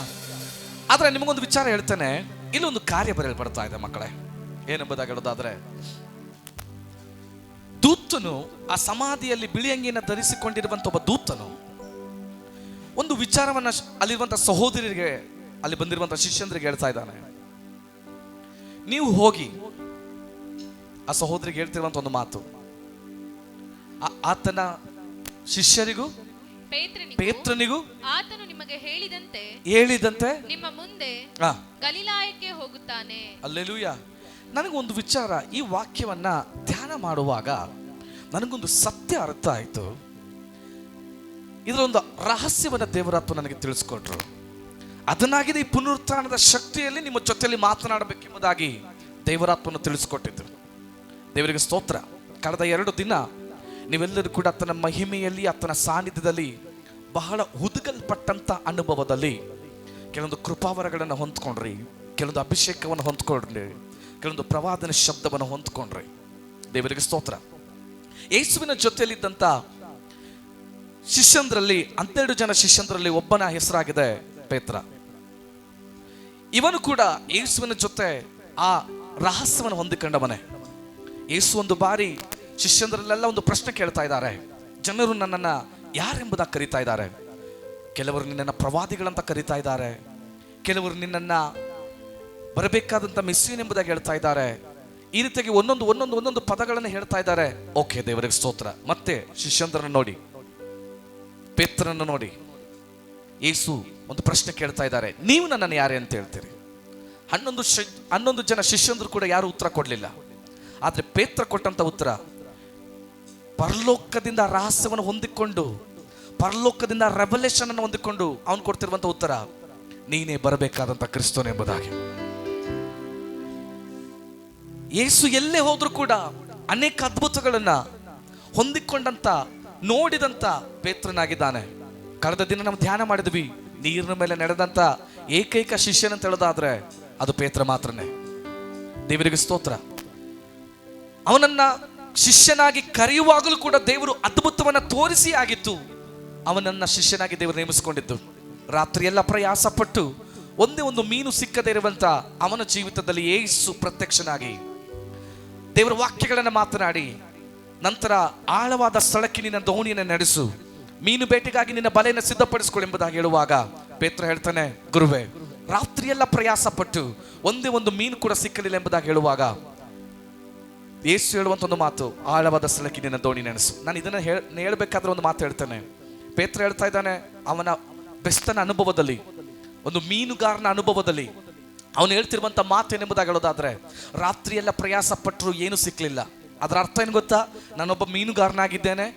ಯಾವ ಗಾಳಿ ಬೀಸಿದ್ರೆ ಯಾವ ಮೀನು ಸಿಗ್ತದೆ, ಯಾವ ಆಳದಲ್ಲಿ ಯಾವ ಜಾತಿಯ ಮೀನು ಸಿಗ್ತದೆ, ಎಷ್ಟರ ಮಟ್ಟಿಗೆ ಮೀನು ಹಿಡಿಬೋದು, ಯಾವ ರೀತಿಯಾಗಿ ಎಲ್ಲ ರೀತಿಯಾದಂಥ ಎಕ್ಸ್ಪೀರಿಯನ್ಸನ್ನು ರಾತ್ರಿ ಎಲ್ಲ ಪ್ರಯಾಸ ಪಟ್ಟಿದ್ದೀನಿ, ಆದರೂ ಕೂಡ ಒಂದೇ ಒಂದು ಮೀನು ಸಿಕ್ಕಿಲ್ಲ. ಈ ರೀತಿಯಾದಂಥ ಪದಗಳನ್ನು ಹೇಳುವಾಗ ದೇವರು ಹೇಳ್ತಿರುವಂಥ ಒಂದು ಮಾತು, ನೀನು ಆಳವಾದ ಸ್ಥಳಕ್ಕೆ ದೋಣಿ ನಡೆಸು. ನಿನ್ನ ಎಕ್ಸ್ಪೀರಿಯನ್ಸ್ ನನಗೆ ಬೇಕಾಗಿಲ್ಲ, ನಿನ್ನ ಅನುಭವ ನನಗೆ ಬೇಕಾಗಿಲ್ಲ, ನೀನು ಎಷ್ಟರ ಮಟ್ಟಿಗೆ ಸೋತಿದೆ ಅನ್ನೋದು ನನಗೆ ಬೇಕಾಗಿಲ್ಲ, ನೀನು ಎಷ್ಟರ ಮಟ್ಟಿಗೆ ಟ್ಯಾಲೆಂಟ್ ಇದೆ ಅನ್ನೋದು ನನಗೆ ಬೇಕಾಗಿಲ್ಲ. ನೀನು ಪ್ರಯಾಸ ಪಟ್ಟೆ ಏನು ಸಿಕ್ಕಿಲ್ಲ ತಾನೆ, ಈಗ ನಾನು ಹೇಳುವಂಥ ಆ ಒಂದು ಮಾತಿನ ಮೇಲೆ ನಿನ್ನ ಬಲೆಯನ್ನು ಹಾಕು ಎಂಬುದಾಗಿ ಹೇಳುವಾಗ ಯೇಸು ಹೇಳ್ತಾ ಇದ್ದಾನೆ, ನೀನು ತೋರಿಸುವಂಥ ಆ ಒಂದು ಜಾಗಕ್ಕೆ, ನಿನಗೆ ತೋಚುವಂಥ ಜಾಗಕ್ಕೆ ನೀನೇ ಕರೆದುಕೊಂಡು ಹೋಗು, ನೀನೇ ಅಲ್ಲಿ ಬಲೆಯನ್ನು ಹಾಕು. ಪೇತ್ರ ಬಲೆಯನ್ನು ಹಾಕುವಾಗ ಮೀನು ಸಿಕ್ಕಿದ್ರೆ ನಾವು ನೋಡ್ಬೋದು. ದೇವರಿಗೆ ಸ್ತೋತ್ರ ಉಂಟಾಗಲಿ. ಇಷ್ಟೆಲ್ಲ ಅದ್ಭುತವನ್ನ ಕಂಡಂತ ಪೇತ್ರ ಯೇಸುವನ್ನ ಹಿಡಿದುಕೊಳ್ಳಲ್ಪಟ್ಟಂತ ರಾತ್ರಿಯಲ್ಲಿ 3 ಬಾರಿ ಯೇಸುವಿನ ಪರಿಚಯವೇ ಇಲ್ಲ ಅನ್ನುವಂಥ ರೀತಿಯಲ್ಲಿ ಅವನು ಜನಗಳ ಮುಂದೆ ತನ್ನನ್ನೇ ತಾನು ಕನ್ಫೆಸ್ ಮಾಡುವಂಥ ರೀತಿಯಲ್ಲಿ ಹೇಳೋದನ್ನ ನಾವು ವಾಕ್ಯದಲ್ಲಿ ಕಾಣಬಹುದು. ದೇವರಿಗೆ ಸ್ತೋತ್ರ ಉಂಟಾಗಲಿ. ಆ 3 ಬಾರಿ ಯೇಸುವನ್ನ ಗೊತ್ತಿಲ್ಲ ಎಂಬುದಾಗಿ, ಯೇಸುವಿನ ಅರಿತಿಲ್ಲ ಎಂಬುದಾಗಿ, ಯೇಸುವಿನ ವಿಚಾರವೇ ನನಗೆ ಗೊತ್ತಿಲ್ಲ ಎಂಬುದಾಗಿ ಹೇಳಿದಂತ ಆ ಕ್ಷಣದಿಂದ ಅವನು ದೇವರಿಗೆ ದ್ರೋಹಿಯಾಗಿ ಮಾರ್ಪಟ್ಟ. ಯೇಸುವಿನ ಜೊತೆ ಪ್ರಾರ್ಥನೆ ಮಾಡಿದವನು, ಯೇಸುವಿನ ಜೊತೆ ರೊಟ್ಟಿ ಮುರಿದವನು, ಯೇಸುವಿನ ಜೊತೆ ಆರಾಧನೆ ಮಾಡಿದವನು, ಯೇಸುವಿನ ಜೊತೆಗೆ ದೇವಾಲಯಕ್ಕೆ ಹೋದವನು, ಯೇಸುವಿನ ಜೊತೆ ಅನೇಕ ಅದ್ಭುತಗಳನ್ನು ಮಾಡಿದವನು, ಇಷ್ಟೆಲ್ಲ ಕ್ವಾಲಿಫಿಕೇಶನ್ ಇದ್ರೂ ಕೂಡ ಅವನು ಯೇಸುವಿನ ಗೊತ್ತಿಲ್ಲ ಅಂತ ಹೇಳ್ದ.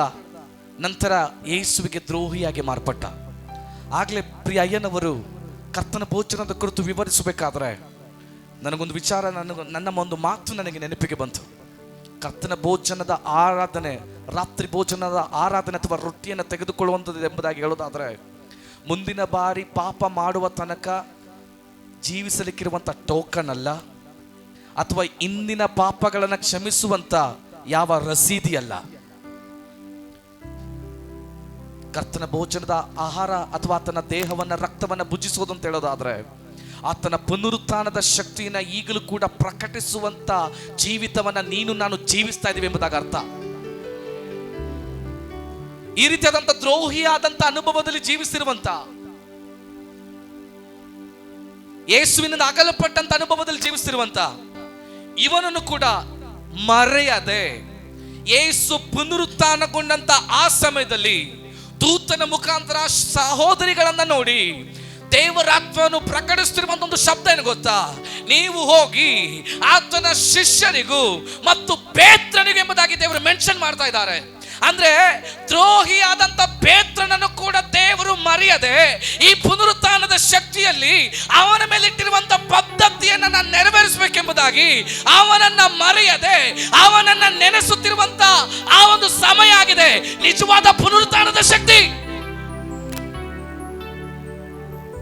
ಇಡೀ ಚಿಕ್ಕ ಮಕ್ಕಳಿಗೂ ಕೂಡ ಗೊತ್ತು. ಇವತ್ತು ಪಠ್ಯ ಪುಸ್ತಕಗಳು ಕೂಡ ಬಂದಿದೆ ಯೇಸುವಿನ ಜನನ, ಯೇಸುವಿನ ಮರಣದ ಕುರಿತು. ನನ್ನ ಯೇಸು ಎಷ್ಟು ಒಳ್ಳೆಯವನು ನೋಡಿದ್ರ? ಶಿಷ್ಯಂದ್ರಲ್ರೆ ಎಲ್ಲರೂ ಸೇರ್ಕೊಂಡ್ರಲ್ವಾ? ಶಿಷ್ಯಂದ್ರಂದ್ರೆ ಎಷ್ಟು ಜನ? ನೀವೇ ಹೇಳ್ತಾ ಇದ್ದೀರಿ ಶಿಷ್ಯಂದ್ರಂದ್ರೆ 12 ಜನ. ಎಲ್ಲರೂ ಸೇರಿಸ್ಕೊಂಡ್ರು. ದೂತರು ಹೇಳ್ಬೋದಿತ್ತಲ್ವಾ, ಶಿಷ್ಯರಿಗೆ ಈ ವಿಷಯ ತಿಳಿಸ್ರಿ, ಮುಗೀತು. 12 ಜನರಿಗೂ ಈ ವಿಷಯ ಹೋಗ್ಬೇಕಾಗಿತ್ತು. ಆದ್ರೆ ಅಲ್ಲಿರುವಂತ ಎಲ್ಲರಿಗೂ ಗೊತ್ತು, ಇವನು ದ್ರೋಹಿಯಾಗಿದ್ದ, ಇವನು ದೇವರಿಂದ ಅಗಲಿದ್ದಾನೆ. ಅದಕ್ಕೆ ದೇವದೂತನ ಮುಖಾಂತರ ದೇವರ ಆತ್ಮನು ಮೆನ್ಷನ್ ಮಾಡ್ತಾ ಇದ್ದಾನೆ, ಪೇತ್ರನಿಗೂ ವಿಷಯ ತಿಳಿಸ್ರಿ. ಯೇಸುವಿನ ಬಿಟ್ಟೋದಂತ ಆ ಯೇಸುವನ್ನ ಯೇಸುವಿನಲ್ಲಿ ದ್ರೋಹಿಯಾಗಿ ಮಾರ್ಪಟ್ಟಂತ ಆ ಕ್ಷಣದಿಂದ ಇವನು ಮತ್ತೆ ಕೆಲಸ ಏನು ಮಾಡ್ತಾ ಇದ್ದಾನೆ ಗೊತ್ತಾ? ನನಗೆ ಯಾವಾಗಲೂ ಈ ವಾಕ್ಯವನ್ನ ಪೇತ್ರನ ಕುರಿತು ಧ್ಯಾನ ಮಾಡಬೇಕಾದ್ರೆ ಒಂದು ವಿಚಾರ ನನಗೆ ನೆನಪಾಗ್ತದೆ. ನನಗೊಂದು ಅಭ್ಯಾಸ ಇದೆ.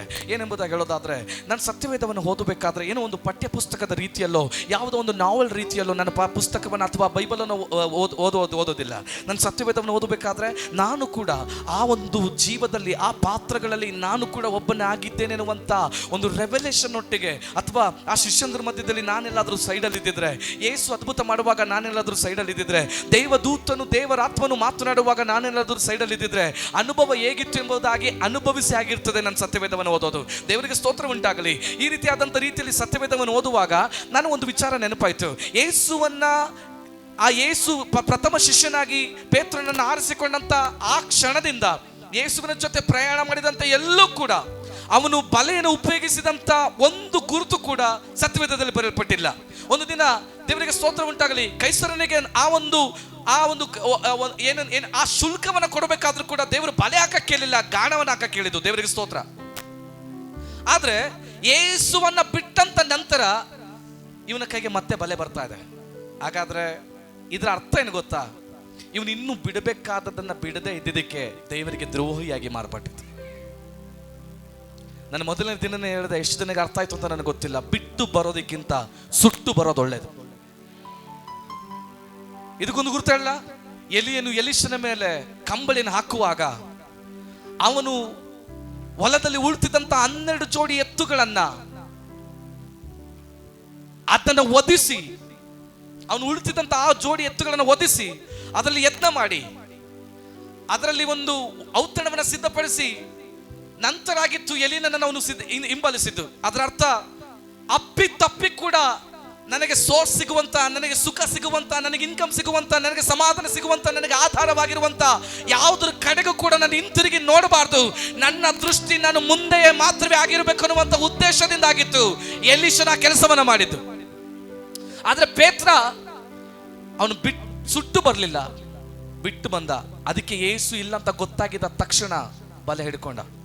ನೀವು ನೋಡ್ತೀರಾ, ಪೇತ್ರನ ಒಂದು ರಹಸ್ಯವನ್ನು ನಿಮಗೆ ಹೇಳ್ತಾನೆ. ಯೇಸು ಸ್ವಾಮಿ ಎಲ್ಲೆಲ್ಲೆಲ್ಲ ಶಿಲುಬೆಯ ಪ್ರಸಂಗ ಮಾಡಿದ್ರು, ಅಲ್ಲೆಲ್ಲ ಇವನು ಎದ್ದು ನಿಂತ್ಕೊಂಡು ಹೇಳ್ತಿರುವಂತ ಮಾತೇನು ಗೊತ್ತಾ? ನಾನು ನಿನ್ನನ್ನು ಸಾಯಲಿಕ್ಕೆ ಬಿಡೋದಿಲ್ಲ, ನಾನು ನಿನಗೋಸ್ಕರ ಜೀವ ಬೇಕಾದ್ರೆ ಕೊಡ್ತೀನಿ, ನಾನು ನಿನ್ನನ್ನು ಸಾಯಲಿಕ್ಕೆ ಬಿಡೋದಿಲ್ಲ.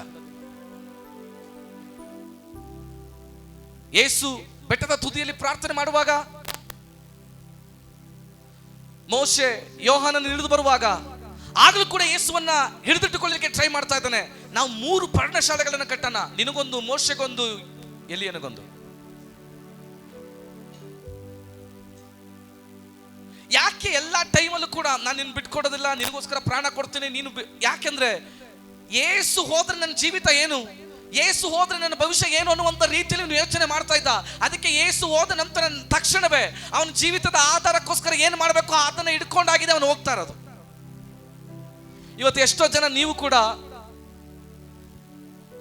ಯೇಸುವನ್ನು ಒಂದು ಕಡೆ ಇಟ್ಕೊಂಡಿದ್ದೀರಾ, ನಿಮಗೆ ಬೇಕಾದದನ್ನು ಒಂದು ಕಡೆ ಇಟ್ಕೊಂಡಿದ್ದೀರಾ. ಹಾಗಾದ್ರೆ ನಿನ್ನಲ್ಲಿ ಪುನರುತ್ಥಾನದ ಶಕ್ತಿ ಇದೆಯಾ? ಯೇಸು ನಿನ್ನಲ್ಲಿ ವಾಸ ಮಾಡ್ತಾ ಇದ್ದಾನ?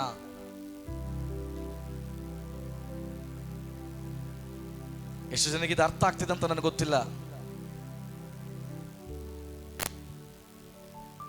ದೇವರಾತ್ಮನು ಮೆನ್ಷನ್ ಮಾಡ್ತಾ ಇದ್ದಾನೆ, ಶಿಷ್ಯರಿಗೂ ಪೇತ್ರನಿಗೂ ಈ ವಿಚಾರವನ್ನು ತಿಳಿಸ್ರಿ ಎಂಬುದಾಗಿ. ಇವತ್ತು ದೇವರು ನಿನ್ನನ್ನ ಬಿಟ್ಟು ಕೊಡದೆ ಇದ್ದಿದ್ದಕ್ಕೇನೆ ಇವತ್ತು ನೀನು ಇಲ್ಲಿರೋದು. ನಾನೊಂದು ಸತ್ಯ ಹೇಳ್ತೀನಿ ಮಕ್ಕಳೇ, ರಾತ್ರಿ ಮಲಗಿ ಬೆಳಗ್ಗೆ ಎದ್ದು ನೀವೊಬ್ಬರಿಗೆ ಗುಡ್ ಮಾರ್ನಿಂಗ್ ಹೇಳಿದ್ರೆ, ಅಥವಾ ನಿಮಗೆ ಯಾರಾದರೂ ಗುಡ್ ಮಾರ್ನಿಂಗ್ ಹೇಳಿದ್ರೆ ದೇವರ ಕೃಪೆ ನಿಮ್ಮ ಮೇಲೆ ಇದೆ ಅಂತ ಅರ್ಥ. ರಾತ್ರಿ ಮಲಗಿ ಬೆಳಗ್ಗೆ ಎದ್ದು ಬೇರೆಯವ್ರು ಗುಡ್ ಮಾರ್ನಿಂಗ್ ಹೇಳಿ ನೀವು ವಾಪಸ್ ಗುಡ್ ಮಾರ್ನಿಂಗ್ ಹೇಳಿಲ್ಲ ಅಂತ ಹೇಳಿದ್ರೆ ದೇವರ ಕೃಪೆ ನಿಮ್ಮ ಮೇಲಿಲ್ಲ ಅಂತ ಅರ್ಥ.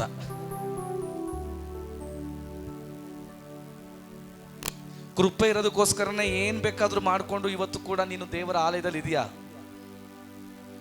ನಾನು ಅದಕ್ಕೆ ಆರಂಭದಲ್ಲಿ ಹೇಳಿದೆ, ಕಳೆದ 2 ದಿನದಲ್ಲಿ ಇವತ್ತಿನವರೆಗೂ ನೀವು ಅನುಭವಿಸಿರುವಂಥ ಈ ಸಾನ್ನಿಧ್ಯ, ಈ ಕೃಪೆ, ಈ ಪ್ರಸನ್ನತೆ, ಈ ಸಂತೋಷ ನೀವು ಕೋಟಿ ಹಣ ಕೊಟ್ಟು ಖರ್ಚು ಮಾಡಿದ್ರು ಕೂಡ ಇದು ಸಿಕ್ಕೋದಿಲ್ಲ.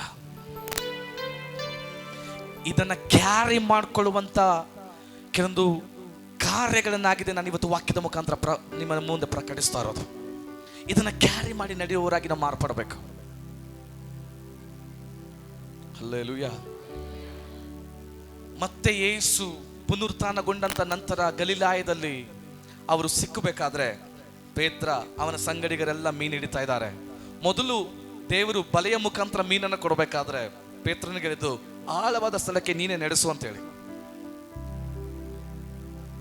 ಆದ್ರೆ ಈಗ ಯೇಸು ಗಲಿಲಾಯದಲ್ಲಿ ಸಮುದ್ರದಲ್ಲಿ ಈಗ ಪ್ರತ್ಯಕ್ಷನಾಗುವಾಗ ನಿಮ್ಮ ಬಲಗಡೆಯಲ್ಲಿ ನೀವು ಬಲೆಗಳನ್ನು ಹಾಕ್ರಿ ಎಂಬುದಾಗಿ ದೇವರಾತ್ಮನು ಹೇಳ್ತಾ ಇದ್ದಾನೆ.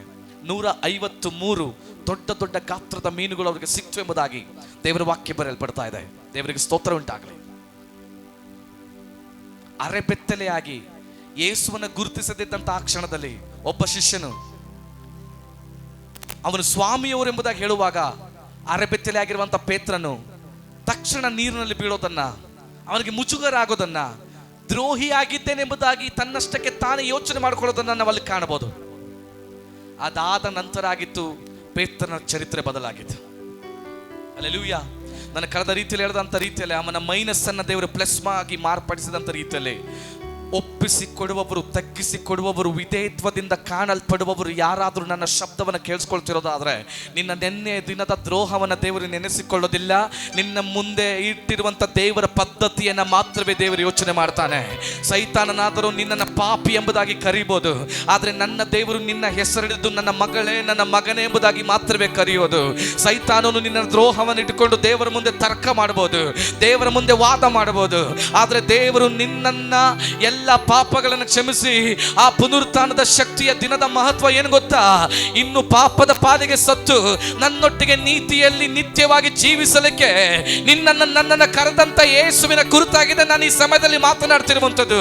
ಎಷ್ಟು ಜನರಿಗೆ ಇದು ಅರ್ಥ ಆಗ್ತಿದೆ ಎಂಬುದಾಗಿ ನನಗೆ ಗೊತ್ತಿಲ್ಲ ಮಕ್ಕಳೇ. ಎಷ್ಟು ಜನರಿಗೆ ಇದೊಂದು ಪ್ರವಾದನ ಶಬ್ದವಾಗಿ ಮಾರ್ಪಟ್ಟಿದೆ ಎಂಬುದಾಗಿ ನನಗೆ ಗೊತ್ತಿಲ್ಲ. ನಾನೇನೋ ಒಂದು ಸಾಧಾರಣವಾದಂಥ ಗುಂಪಿನ ಮಧ್ಯದಲ್ಲಿ ಪ್ರಸಂಗಿಸುವಂತ ಅನುಭವದಲ್ಲಿ ನಿಂತಿಲ್ಲ, ಒಂದು ದೊಡ್ಡ ಜನಾಂಗದ ಮಧ್ಯದಲ್ಲಿ ಆಗಿದೆ ನಾನು ಪ್ರಸಂಗಿಸುವಂತ ಅನುಭವದಲ್ಲಿ ಈ ವೇದಿಕೆಯಲ್ಲಿ ನಾನು ನಿಂತಿರೋದು.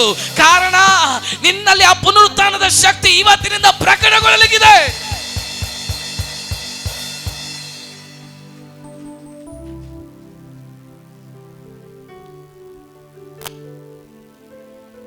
ಒಂದೊಂದು ಮಾತಿನಲ್ಲಿ ನಾನು ಮುಂದೆ ವಾಕ್ಯ ಭಾಗಕ್ಕೆ ಹೋಗ್ತೀನಿ. ದೇವರಿಗೆ ಸ್ತೋತ್ರ ಉಂಟಾಗಲಿ.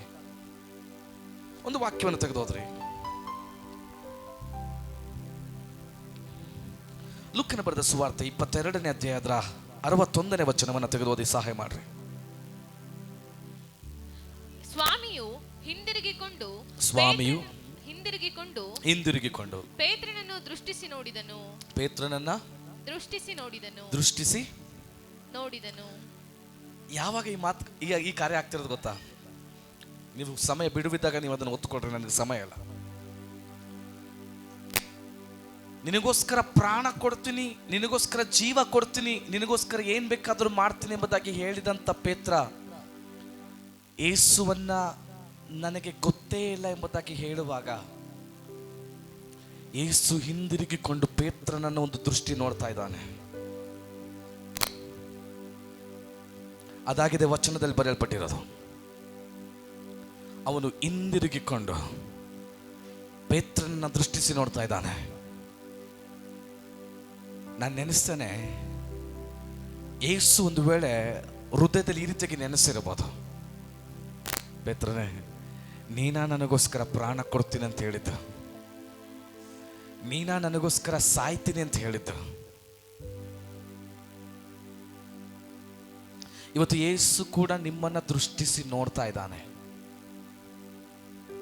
ನೀವು ಯಾವ್ಯಾವ ಪರಿಸ್ಥಿತಿಯಲ್ಲಿ ಇದ್ರೂ ನನಗೆ ಗೊತ್ತಿಲ್ಲ. ಇವತ್ತು ಪಾಸ್ಟರ್ 3 ದಿನ ಒಂದು ರಿವೈವಲ್ ಮೀಟಿಂಗ್ ಇಟ್ಟಿದ್ರು, ಹೊರಗಡೆಯಿಂದ ಒಬ್ಬರು ಸೇವಕರು ಬಂದಿದ್ರು, ಒಳ್ಳೆ ಸಾನ್ನಿಧ್ಯ, ದೇವರಿಗೆ ಸ್ತೋತ್ರ. ಇದಾದ ಮೇಲೆ ಕೆಲವೊಂದು ಟೈಮಲ್ಲಿ ನಮ್ಮ ಆತ್ಮಿಕ ಜೀವಿತ ಯಾವ ರೀತಿಯಾಗಿ ಇರ್ತದೆ ಗೊತ್ತಾ? ರಸ್ತೆಗಳಲ್ಲಿ ಒಣಗಿದ ಎಲೆ ಬಿದ್ದಿರ್ತದೆ ಗೊತ್ತಾ? ಆ ಒಣಗಿದ ಎಲೆಗಳು ರಸ್ತೆ ಮೇಲೆ ಬಿದ್ದಿರುವಾಗ ಯಾವುದಾದ್ರೂ ಒಂದು ವಾಹನ ಜೋರಾಗಿ ಆ ರಸ್ತೆ ಮೇಲೆ ಹೋದ್ರೆ ಆ ಗಾಳಿಗೆ ಆ ಒಣಗಿದ ಎಲೆ ಎಲ್ಲ ಮೇಲೆ ಒಂದೇ ಸಮ ಆರ್ತದೆ, ಮತ್ತೆ ಹಂಗೆ ಕೆಳಗಡೆ ಇಳಿದು ಬಂದ್ಬಿಡ್ತದೆ. ಕೆಲವೊಂದು ಟೈಮಲ್ಲಿ ನಮ್ಮ ಪ್ರಾರ್ಥನೆ, ನಮ್ಮ ಆರಾಧನೆ ಇಷ್ಟು ಕಷ್ಟಪಟ್ಟು ಸೇವಕರು ಇಷ್ಟೊಂದು ಪ್ರಯಾಸಪಟ್ಟು ಇಷ್ಟೊಂದು ಕಣ್ಣೀರಾಕಿ ಉಪವಾಸ ಮಾಡಿ ಪ್ರಾರ್ಥನೆ ಮಾಡಿದ್ದೆಲ್ಲ ಈ 3 ದಿನ ಹಬ್ಬ ಅಂದ್ರೆ ಇನ್ನೊಂದು 3 ದಿನ ಅದಾದ್ಮೇಲೆ ಯಥಾ ಪ್ರಕಾರ ಅದೇ ರೀತಿಯಾಗಿ ಜೀವಿಸುವಂತ ಜೀವಿತ ನಮ್ಮ ಜೀವಿತವಾಗಿ ಮಾರ್ಪಡ್ತದೆ. ಅದಕ್ಕೆಲ್ಲ ಈ ಪುನರುತ್ಥಾನದಲ್ಲಿ ದೇವರು ಜೀವಂತವಾಗಿ ಎದ್ದಿದ್ದು. ಯೇಸು 3 ದಿನ ಮಾತ್ರ ಮಹಿಮೆಯಲ್ಲಿ ಜೀವಿಸಿ ಮತ್ತೆ ಆ ಮಹಿಮೆ ನಿಮ್ಮಲ್ಲಿ ಇಲ್ಲ ಅಂತಲ್ಲ, ಇಲ್ಲ.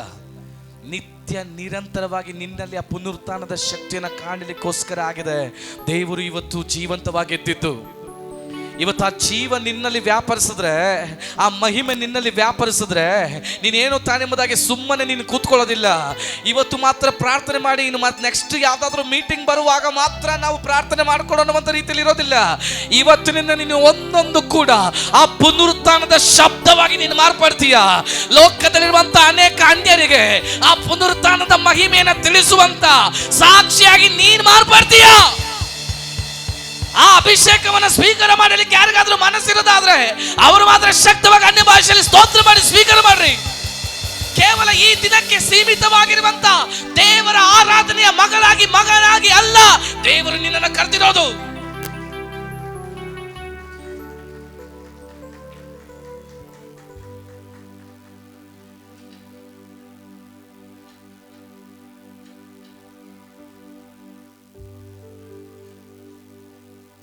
Thank you Holy Spirit. ಹಿಂತಿರುಗಿ ದೃಷ್ಟಿಸಿ ನೋಡ್ತಾ ಇದ್ದಾನೆ. ಅವಾಗ ಹೃದಯದಲ್ಲಿ ಆ ವೇದನೆ, ನನ್ನ ಜೊತೆಯಲ್ಲಿ ಪ್ರಯಾಣ ಮಾಡಿದಂಥ, ನನ್ನ ಜೊತೆಲೇ ಮಲಗದಂಥ, ನನ್ನ ಜೊತೆಲೇ ಊಟ ಮಾಡದಂಥ, ನನ್ನ ಜೊತೆಲೇ ಪ್ರಯಾಣ ಮಾಡದಂಥ ಪೇತ್ರನ ಹೇಳ್ತಿರುವಂಥ ಮಾತು, ನೀನು ಯಾರೆಂಬುದಾಗಿ ನನಗೆ ಗೊತ್ತಿಲ್ಲ ಎಂಬುದಾಗಿ. ಇವತ್ತು ನಾನೊಂದು ಮಾತು ಹೇಳ್ತೇನೆ, ಒಂದು ವಾಕ್ಯ ಹೇಳ್ತೇನೆ. ತೀತನು ಬರೆದ ಪತ್ರಿಕೆ 1ನೇ ಅಧ್ಯಾಯದ 16ನೇ ವಚನ.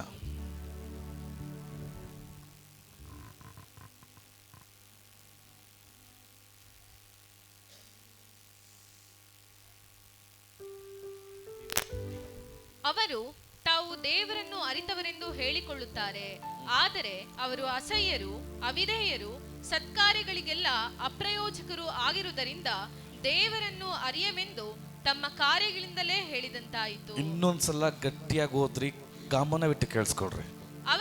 ಅವರು ತಾವು ದೇವರನ್ನ ಅರಿತವರೆಂದು ಹೇಳಿಕೊಳ್ಳುತ್ತಾರೆ, ಆದರೆ ಅವರು ಅಸಹ್ಯರು, ಅವಿಧೇಯರು, ಸತ್ಕಾರ್ಯಗಳು, ಒಳ್ಳೆ ಕಾರ್ಯಗಳಿಗೆಲ್ಲ ಅಪ್ರಯೋಜಕರು ಆಗಿರೋದ್ರಿಂದ ದೇವರನ್ನ ತಿಳಿದಿಲ್ಲ, ಗೊತ್ತಿಲ್ಲ ಎಂಬುದಾಗಿ ತಮ್ಮ ಕಾರ್ಯಗಳಿಂದಲೇ, ತಮ್ಮ ಕಾರ್ಯ ಸ್ವಭಾವದಿಂದಲೇ ಹೇಳಿದಂತಾಯಿತು.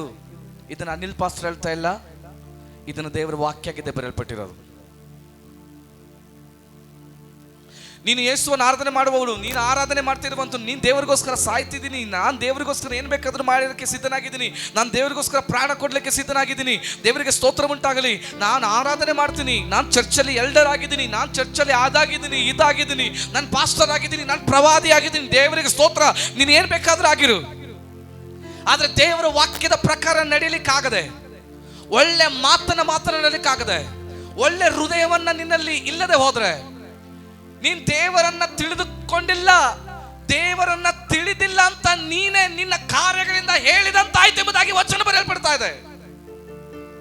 ಪೇತ್ರನಾದ್ರೂ 3 ಬಾರಿ ಯೇಸುವನ್ನ ತಿಳಿದಿಲ್ಲ ಎಂಬುದಾಗಿ ಹೇಳ್ದ.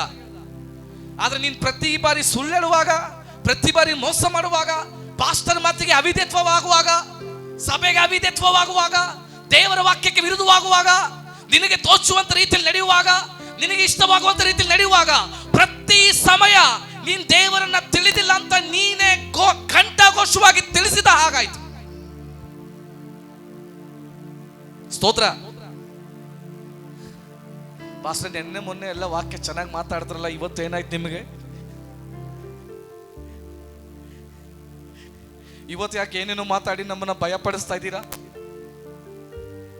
ಅದು ನಿನ್ನೆ ಮೊನ್ನೆ ಎಲ್ಲ ಆ ದೇವರ ಆತ್ಮನ ಮಾಡಿದ ಕಾರ್ಯಗಳು ನೆರವೇರ್ಬೇಕಂದ್ರೆ ಇದು ನಿನಗೆ ಅರ್ಥ ಆಗ್ಬೇಕು.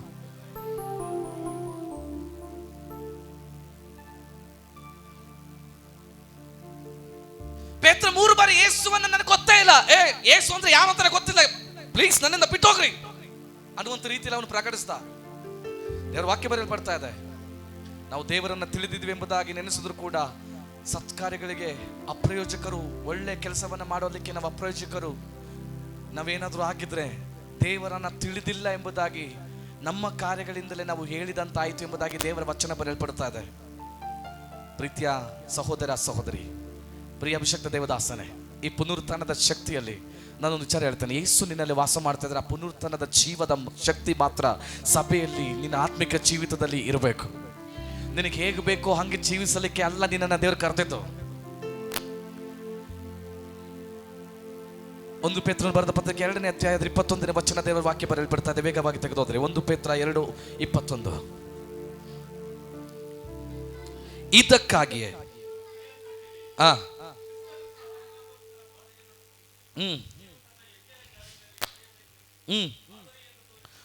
ಅಲ್ಲೇಲೂಯಾ, ನೀನು ಅನುಭವಿಸಬೇಕಾದಂತ ಬಾಧೆಯನ್ನು ಅವನು ಅನುಭವಿಸಿ ಆಗಿತ್ತು, ಹೆಜ್ಜೆ ಜಾಡನ ತೋರಿಸ್ಕೊಟ್ಟು ಹೋಗಿದ್ದು, ನೀನು ಇದೇ ತರ ಜೀವಿಸ್ಬೇಕಂತ ಹೇಳಿ. ಹೆಂಗ್ ಬೇಕು ಹಂಗೆ ಜೀವಿಸಲಿಕ್ಕೆ ಈ ಲೋಕದಲ್ಲಿ ಎಷ್ಟು ಜನ ಇದ್ದಾರೆ, ಅವ್ರು ಜೀವಿಸ್ಲಿ. ದೇವರ ವಾಕ್ಯ ಬರೆಯಲ್ಪಡ್ತದೆ, ಪಾಪ ಮಾಡೋನು ಇನ್ನೂ ಪಾಪ ಮಾಡಲಿ, ನೀತಿವಂತನು ತನ್ನನ್ನು ಇನ್ನೂ ನೀತಿವಂತನಾಗಿ ಪಡಿಸ್ಕೊಳ್ಳಿ. ದೇವರು ನಿನ್ನ ಕ್ರಿಸ್ತನ ಹೆಜ್ಜೆ ಜಾಡಲ್ಲಿ ನಡಿಲಿಕ್ಕೋಸ್ಕರ ಆಗಿದೆ. ದೇವ್ರ ಈ ಪುನರುತ್ಥಾನದ ಶಕ್ತಿ ಅಂತ ಹೇಳೋದಾದ್ರೆ ಇನ್ನು ಪಾಪದ ಪಾಲಿಗೆ ಸತ್ತು ನೀತಿಗೆ ನಿತ್ಯನಾಗಿ ಜೀವಿಸಲಿಕ್ಕೆ, ಯಾರಾಗಿ ಜೀವಿಸಲಿಕ್ಕೆ? ಪೌಲನು ಹೇಳುವ ಪ್ರಕಾರ ಇನ್ನು ಜೀವಿಸುವವನು ನಾನಲ್ಲ, ಕ್ರಿಸ್ತನಾಗಿದ್ದಾನೆ. ಹಾಗಾದ್ರೆ ಕ್ರಿಸ್ತನು ನಡೆದಂತೆ ಹೆಜ್ಜೆ ಜಾಡಿನಲ್ಲಿ ನಡಿಲಿಕ್ಕೋಸ್ಕರ ಆಗಿದೆ ನಿನ್ನನ್ನು ನಾನು ಕರೆದಿರೋದು. ಪ್ರೀತಿಯ ಗ್ರೇಸ್ ಗಾಸ್ಪಲ್ ಸಭೆಯೇ, ಈ ಭದ್ರಾವತಿಯಲ್ಲಿ, ಈ ಶಿವಮೊಗ್ಗ ಜಿಲ್ಲೆಯಲ್ಲಿ ಯಾರೆಲ್ಲ ಹೇಗೆ ಜೀವಿಸ್ತಾ ಇದ್ದಾರೋ ಅವರ ಬಗ್ಗೆ ತೀರ್ಪು ನಿಮಗೆ ಬೇಡ. ಅವರ ಬಗ್ಗೆ ಅಯ್ಯೋ ನನ್ನ ಪಕ್ಕದಲ್ಲಿ ಕೂತ್ಕೊಳ್ಳುವಂಥ ಸಿಸ್ಟರ್ ಹಂಗಿದ್ರು, ಪಾಸ್ಟರ್ ಅದನ್ನೇನು ಕೇಳ್ತಾ ಇಲ್ಲ, ನಮ್ಮ ಪಕ್ಕದ ಮನೆಯವರು ಹಂಗಿದ್ದಾರೆ ಅದನ್ನೇನು ಕೇಳ್ತಾ ಇಲ್ಲ, ಆ ತೀರ್ಪು ನಿನಗೆ ಬೇಡ. ನೀನ್ ಕ್ರಿಸ್ತಯ ಹೆಜ್ಜೆ ಜಾಡಿನಲ್ಲಿ ನಡೀತಿದೀಯಾ? ಇವತ್ತು ನಾನೊಂದು ಪ್ರಶ್ನೆ ಕೇಳ್ತೇನೆ, ಕ್ರಿಸ್ತನ್ ನೀನು ಯಾರಾಗಿದೆಯಾ ಇವತ್ತು? ಪಾಸ್ಟರ್ ನಾನು ವರ್ಷಿಪ್ ಲೀಡರ್, ಪಾಸ್ಟರ್ ನಾನು ಮ್ಯೂಸಿಕ್ ಇನ್ಸ್ಟ್ರೂಮೆಂಟ್ ಪ್ಲೇ ಮಾಡ್ತೀನಿ, ಪಾಸ್ಟರ್ ನಾನೊಬ್ಬ ಪಾಸ್ಟರ್ ಆಗಿದ್ದೀನಿ, ಪಾಸ್ಟರ್ ನಾನೊಬ್ಬ ಪ್ರೊಫೆಟ್, ಪಾಸ್ಟರ್ ಒಬ್ಬ ನನ್ನ ಅಪೊಸ್ತಲ, ಪಾಸ್ಟರ್ ನಾನೊಬ್ಬ ಇವ್ಯಾಂಜಲಿಸ್ಟ್. ದೇವರಿಗೆ ಸ್ತೋತ್ರ, ಅದೆಲ್ಲ ನಿನಗೆ ದೇವರು ಕೊಟ್ಟಂತ ಕೃಪೆ. ನೀನು ಪ್ರಾರ್ಥನೆ ಮಾಡಿದ್ಯಾ, ಪ್ರಯಾಸ ಪಟ್ಟಿದ್ಯಾ, ದೇವ್ರು ನಿನ್ನ ಮೇಲೆ ಇಟ್ಟಿರೋಕ್ಕೆ ಒಂದು ದಾನ ಕೊಟ್ಟಿದ್ದ, ದೇವ್ರಿಗೆ ಸ್ತೋತ್ರ. ಅದು ಬಿಟ್ಟು ಕ್ರಿಸ್ತನಲ್ಲಿ ನೀನು ಯಾರಾಗಿದ್ಯಾ ಇವತ್ತು? ಪೇತ್ರನು ಕೂಡ ಯೇಸು ಜೊತೆ ಎಂತೆಂಥ ಸಾನ್ನಿಧ್ಯ, ಎಂತೆಂಥ ರಿವೈವಲ್ ಮೀಟಿಂಗ್, ಯೇಸುವಿನ ಜೊತೆಲೇ ಓಡಾಡ್ತಿದ್ದ, ಆದ್ರೂ ಕೂಡ ಕ್ರಿಸ್ತನನ್ನು ಅರಿತಿಲ್ಲ ಅಂತ 3 ಬಾರಿ ಹೇಳ್ದ. ಇವತ್ತು ತೀತನ ಬರೆದ ಪತ್ರಿಕೆ 1ನೇ ಅಧ್ಯಾಯ 16ನೇ ವಚನ ಯಾವಾಗಲೂ ನೀವು ನೆನಪಿನಲ್ಲಿ ಇಟ್ಕೊಳ್ಬೇಕು. ಈ ಓದಿದಂಥ ವಚನ ಯಾವಾಗಲೂ ನಿಮ್ಮ ನೆನಪಿನಲ್ಲಿ ಇಟ್ಕೊಳ್ಬೇಕು. ನಾನು ನನ್ನ ಕಾರ್ಯದಿಂದ ಕ್ರಿಸ್ತನನ್ನ ಪ್ರಕಟಿಸ್ತಿದ್ದನಾ? ದೇವರ ವಾಕ್ಯ ಬರೆಯಲ್ಪಡ್ತಾ ರೋಮಪುರದ ಪತ್ರಿಕೆಯಲ್ಲಿ, ದೇವರಿಗೆ ಸ್ತೋತ್ರ ಉಂಟಾಗಲಿ. ನಾವು ನಮ್ಮ ದೇಹವನ್ನ ಸಜೀವ ಯಜ್ಞವಾಗಿ ಮೀಸಲಾಗಿ ದೇವರಿಗೆ ಸಮರ್ಪಿಸಬೇಕೆಂಬುದಾಗಿ. ಇವತ್ತು ಶರೀರದ ಆಸೆಗಳ ಪ್ರಕಾರ ನೀನು ಜೀವಿಸ್ತಿದ್ಯಾ? ದೇವರಿಗೆ ಇಷ್ಟವಾಗುವಂತ ರೀತಿಯಲ್ಲಿ ನೀನು ಜೀವಿಸ್ತಾ ಇದೆಯಾ?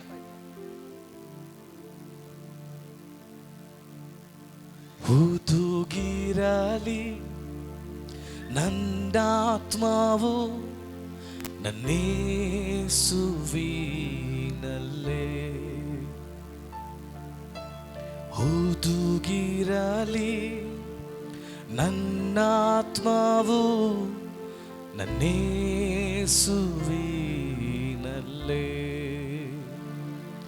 ನನ್ನ ಪ್ರಾಣವು ಪವಿತ್ರಾತ್ಮನೇ ನನ್ನೇಸುವನ್ನು ಆಗಲಾದಂತೆ ಸಹಾಯ ಮಾಡಯ್ಯ. ನನ್ನೇಸುವನ್ನು ಆಗಲಾದಂತೆ ಸಹಾಯ ಮಾಡಯ್ಯ. ಎಲ್ಲರೂ ಸರಿ. ನನ್ನ ಪ್ರಾಣವು ಪವಿತ್ರಾತ್ಮನೇ ನನ್ನೇಸುವನ್ನು ಆಗಲಾದಂತೆ ಸಹಾಯ ಮಾಡಯ್ಯ. ನನ್ನೇಸುವನ್ನು ಆಗಲಾದಂತೆ ಸಹಾಯ ಮಾಡಯ್ಯ. ಮತ್ತೊಂದು ಬಾರಿ ಎಲ್ಲರೂ ಸೇರಿ. ನನ್ನ ಪ್ರಾಣವು ಪವಿತ್ರಾತ್ಮನೇ ನನ್ನೇಸುವನ್ನು ಆಗಲಾದಂತೆ ಸಹಾಯ ಮಾಡಯ್ಯ. ಯಾರೆಲ್ಲ ಗಲಿದರು ನೀ ನನ್ನ ಜೊತೆ ಇರುವೆ, ಯಾರು ಕೊಡಲಾಗದ ಪ್ರೀತಿಯ ನನಗೆ ಕೊಟ್ಟಿರುವೆ. ಲೋಕವೇ ತಳ್ಳಿ ಬಿಟ್ಟರು ನೀ ನನ್ನ ಸೇರಿಸಿಕೊಳ್ಳುವೆ. ನನ್ನವರು ದೂಷಿಸಿದರು ನೀ ನನ್ನ ಪ್ರೀತಿಸುತ್ತಿರುವೆ. ಎಲ್ಲರೂ ಸೇರಿ ಹೇಳೋಣ. ಹುದುಗಿರಲಿ ನನ್ ಪ್ರಾಣವು ನನ್ನೇಸುವಿನಲ್ಲೇ, ಹುದುಗಿರಲಿ ನನ್ನ ಪ್ರಾಣವು ನನ್ನೇಸುವಿನಲ್ಲೇ. ಎಲ್ಲರೂ ಸೇರಿ ಹೇಳೋಣ. ಹುದುಗಿರಲಿ ನನ್ನ ಶರೀರವು ನನ್ನೇಸುವಿನಲ್ಲೇ, ಹುದುಗಿರಲಿ ನನ್ನ ಸಭೆಯು ನನ್ನೇಸುವಿನಲ್ಲೇ,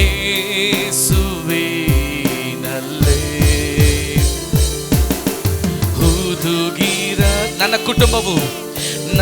ಕುಟುಂಬವು ನನ್ನೇಸುವಿನಲ್ಲೇ. ಯೇಸುವೇ ಹುದುಗಿರಲಿ ನನ್ನ ಜೀವಿತವು ನನ್ನೇಸುವಿನಲ್ಲೇ,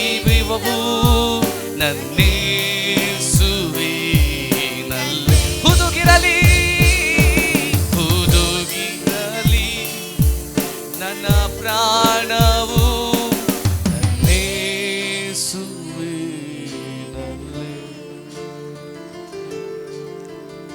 ಇವತ್ತಿನೊಂದು ಪ್ರಾರ್ಥನೆ ಮಾಡಬೇಕು. ನನ್ನ ಪ್ರಾಣ, ನನ್ನ ಆತ್ಮ, ನನ್ನ ಶರೀರ, ನನ್ನ ಕುಟುಂಬ, ನನ್ನ ಸಭೆ, ನನ್ನ ಜೀವಿತ ಅವನಲ್ಲೇ ಹುದುಗಲ್ಪಡಲಿ ಎಂಬುದಾಗಿ ಯಾವಾಗಲೂ ಪ್ರಾರ್ಥನೆ ಮಾಡುವವರಾಗಿರಬೇಕು.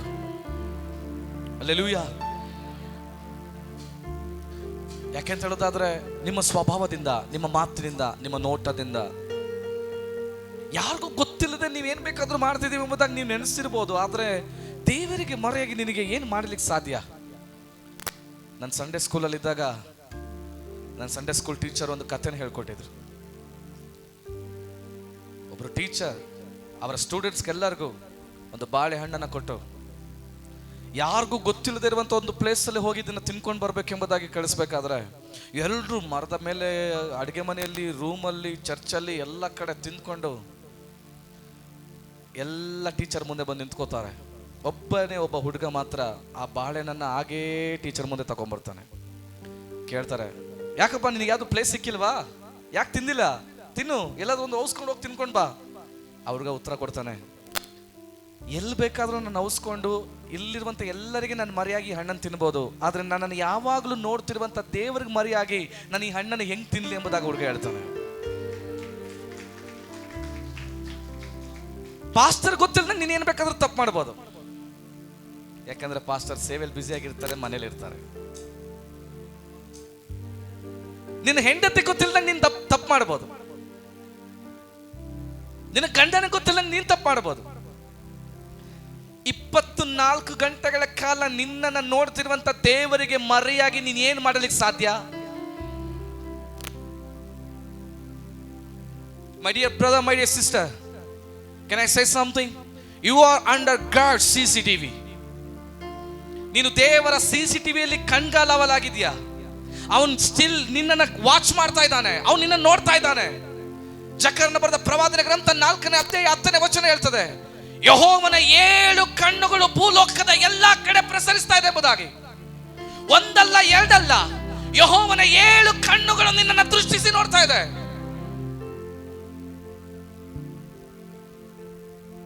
You cannot escape everywhere.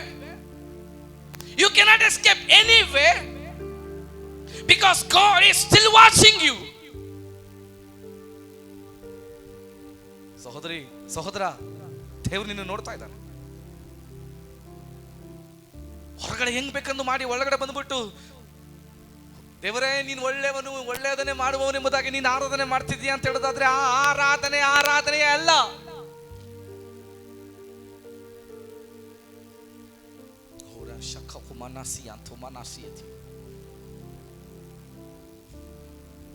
ನೋವಿನ ಮುಳ್ಳುಗಳು ನನ್ನನ್ನು ಸುತ್ತಿಕೊಳ್ಳಲು ನೀನು ಪ್ರೀತಿಯಿಂದ ನನ್ನನ್ನು ರಕ್ಷಿಸುತ್ತಿರುವೆ. ಕುಕ್ಕಿ ಹೋದ ನನ್ನನ್ನು ಬಲಪಡಿಸಿ ಕಾಯುತ್ತಿರುವೆ. ನಿನ್ನ ಕೃಪೆಯಿಂದಲೇ ನನ್ನನ್ನು ನಡೆಸುತ್ತಿರುವೆ. ಹೂತುಗಿರಲಿ ನನ್ನ ಜೀವವು ನನ್ನೇಸುವಿನಲ್ಲೇ. ಹೂತುಗಿರಲಿ ನನ್ನಾತ್ಮವು ನನ್ನೇಸುವಿನಲ್ಲೇ. ನಿನಗೆ ಗೊತ್ತಿಲ್ಲದೆ ನೀನು ಏನು ಬೇಕಾದ್ರೂ ಮಾಡ್ತಿದ್ಯಾ ಅಂತ ಅಂದ್ಬಿಟ್ಟು ನೀನು ದೇವರ ಬಳಿಯಲ್ಲಿ ಯಾವಾಗಲೂ ಎಕ್ಸ್ಕ್ಯೂಸ್ ತಗೊಳಕ್ಕಾಗಲ್ಲ. ಇವತ್ತೊಂದು ಮಾತು ಹೇಳ್ತೀನಿ, ಪ್ರವಾದಿ ಎಂಬ ಅಡಿಸ್ಥಾನದಲ್ಲಿ ನಿಮ್ಮಲ್ಲಿ ನಾನೊಂದು ಪ್ರವಾದಿಸೋ ಮಾತಾಡ್ತೇನೆ. ಈಗಲೂ ಕೂಡ ದೂತನ ಮುಖಾಂತರ ಸಹೋದರಿಯರನ್ನ, ಆ ಸಮಾಧಿ ಮುಂದೆ ನಿಂತಹ ಸಹೋದರಿಯರನ್ನ ಆ ಪುನರುತ್ಥಾನದ ದಿವಸದಲ್ಲಿ ದೂತನ ಮುಖಾಂತರ ಅನೌನ್ಸ್ಮೆಂಟ್ ದೇವರು ಮಾಡಿದಂಥ ರೀತಿಯಲ್ಲೇ ನೀವು ಹೋಗಿ ಶಿಷ್ಯರಿಗೂ ಪೇತ್ರನಿಗೂ, ಆ ಪೇತ್ರನು ತಳ್ಳಲ್ಪಟ್ಟಂಥ ಪೇತ್ರನಿಗೆ ಮೆನ್ಷನ್ ಮಾಡಿದಂಥ ರೀತಿಯಲ್ಲೇ ದೇವರಿಗೆ ಅವಿಧೇಯರಾಗಿ ದೇವರಿಗೆ ವಿರುದ್ಧವಾಗಿ ಜೀವಿಸ್ತಿರುವಂಥ ನಿನ್ನನ್ನು ಕೂಡ ದೇವರು ಮತ್ತೆ ಈ ಪ್ರಸಂಗದ ಮುಖಾಂತರ ಕರೀತಾ ಇದ್ದಾನೆ. ಮಗಳೇ, ಮಗನೆಂಬುದಾಗಿ ಕರೀತಾ ಇದ್ದಾನೆ. ಇನ್ನು ನೀನು ಪಾಪವನ್ನು ಬಿಟ್ಟು ದೇವರಿಗೆ ಇಷ್ಟವಲ್ಲದೆಲ್ಲವನ್ನ ಬಿಟ್ಟು ಜೀವಿಸಲಿಕ್ಕೆ ನಿನಗೇನಾದ್ರೂ ಮನಸ್ಸಿರೋದಾದ್ರೆ ನಿನ್ನ ಜೀವಿತವನ್ನು ಅವನು ಆಶೀರ್ವದಿಸಲಿಕ್ಕೆ ಹೋಗ್ತಾ ಇದ್ದಾನೆ. ನಿನ್ನ ಜೀವಿತವನ್ನು ಅವನು ಘನಪಡಿಸಲಿಕ್ಕೆ ಹೋಗ್ತಾ ಇದ್ದಾನೆ. ನಿನ್ನ ಅವನು ಮೇಲೆತ್ತಲಿಕ್ಕೆ ಹೋಗ್ತಾ ಇದ್ದಾನೆ. ಹಲ್ಲೆಲೂಯಾ. ಒಂದು ವಿಚಾರ ನೀವು ತಿಳ್ಕೋಬೇಕು, ಯೇಸುವಿನ ಕರಗಳಿಗೆ ಮತ್ತೆ ಪೇತ್ರ ಒಪ್ಪಿಸಿಕೊಟ್ಟ ನಂತರ ಅವನ ಜೀವಿತ ಯಾವ ರೀತಿಗೆ ಬದಲಾಯಿತು ಗೊತ್ತಾ? ಅವನ ಒಂದೇ ಪ್ರಸಂಗದಿಂದ 3,000 ಜನರು ರಕ್ಷಣೆ ಮಾರ್ಗಕ್ಕೆ ಬರ್ತಾ ಇದ್ದಾರೆ. ಹುಟ್ಟು ಕುಂಟನನ್ನ ಬರೀ ಮೇಲೆತ್ತುತ್ತಾ ಇದ್ದಾನೆ. ಹಲ್ಲೆಲೂಯಾ. ಯೇಸುವನ್ನ ಹಿಂಬಾಲಿಸಿದ್ರೆ ನನಗೇನ್ ಸಿಗ್ತದೆ ಎಂಬುದಾಗಿ ಕೇಳಿದಂತ ಪೇತ್ರನಾಗಿದ್ದಾನೆ. ದೇವಾಲಯದ ಮುಂದೆ ಕೂತಂತ ಹುಟ್ಟು ಕುಂಟನನ್ನ ಒಂದೇ ಒಂದು ದೃಷ್ಟಿಯಿಂದ ಮೇಲೆ ಎಬ್ಬಿಸಿತು. ಈ ರೀತಿಯಾದ ಒಂದು ಬಾರಿ ನೀನು ಮಹಿಮೆಯ ಜೀವಿತದೊಳಗಡೆ, ನಾನು ಒಂದು ವಿಚಾರ ಹೇಳ್ತೀನಿ, ನಿನಗೆ ಅಲ್ಪ ಸಮಯ ಕೊಡ್ತಿರುವಂತ ಈ ಲೋಕದ ಯಾವ ಸುಖ ಸಂತೋಷವೇ ಆಗಿರ್ಲಿ, ಅದರಲ್ಲೇ ನೀನು ಅಷ್ಟೊಂದು ಸಂತೋಷ ಪಡ್ತಿದ್ಯಾ ಅಂತ ಹೇಳೋದಾದ್ರೆ, ನಾನು ಒಂದು ವಿಚಾರ ಹೇಳ್ತೇನೆ ಪ್ರೀತಿಯ ದೇವರ ಮಕ್ಕಳೇ, ಇದುವರೆಗೂ ಎಲ್ಲೂ ಹೇಳದೇ ಇರೋ ಒಂದು ಮಾತನ್ನು ನಿಮ್ಮ ಮಧ್ಯದಲ್ಲಿ ಹೇಳ್ತೇನೆ.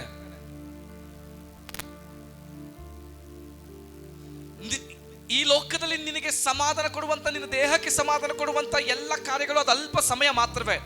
ಅದನ್ನೇ ನಿನ್ನ ಕೈಲಿ ಬಿಟ್ಕೊಡಲಿಕ್ಕೆ ಆಗ್ತಾ ಇಲ್ಲ. ಅದೊಂದು ವೇಳೆ ಬೇಡದಿರುವಂತ ಕೆಟ್ಟ ಚಟಗಳಾಗಿರ್ಬೋದು, ನಿನ್ನ ಶರೀರದ ಕೆಟ್ಟ ಆಸೆಗಳಾಗಿರ್ಬೋದು, ಅದು ಅಲ್ಪ ಸಮಯ ಸುಖ ಶಾಂತಿ ಸಂತೋಷವನ್ನು ಕೊಡ್ತಿರೋದಕ್ಕೇನೆ, ಅದು ನಿತ್ಯವಾಗಿ ಅಲ್ಲ, ಆ ಕ್ಷಣಕ್ಕೆ ಮಾತ್ರ ನಿನಗೆ ಸಂತೋಷ ಸಿಗ್ತಾ ಇದೆ. ಅದಾದ್ಮೇಲೆ ಮತ್ತೆ ಯಥಾ ಪ್ರಕಾರ ಅದೇ ಚಿಂತೆ, ನೋವು, ಕಣ್ಣು ನೀರು, ಹಿಂಸೆ, ಇರಿಟೇಷನ್, ಕೋಪ ಎಲ್ಲ. ಅಲ್ಪ ಸಮಯ ಸಿಗುವಂತ ಆ ಸಂತೋಷವನ್ನೇ ನಿನ್ ಕೈಲಿ ಬಿಟ್ಕೊಡಕ್ ಆಗ್ತಿಲ್ಲ ಅಂತ ಹೇಳೋದಾದ್ರೆ, ಒಂದು ಬಾರಿ ಯೇಸುವಿನಲ್ಲಿ ನೀನು ಬಂದ್ ನೋಡು, ಆ ಸಮಾಧಾನ ನೀನೇನಾದ್ರೂ ಅನುಭವಿಸಿದ್ರೆ ಮತ್ತೆ ನಿನಗೆ ಯಾವ ಲೋಕದ ಸಮಾಧಾನ ಸಂತೋಷದ ಕಡೆಗೆ ನಿನ್ನ ಮನಸ್ಸು ಕೂಡ ಮಾಡೋದಿಲ್ಲ.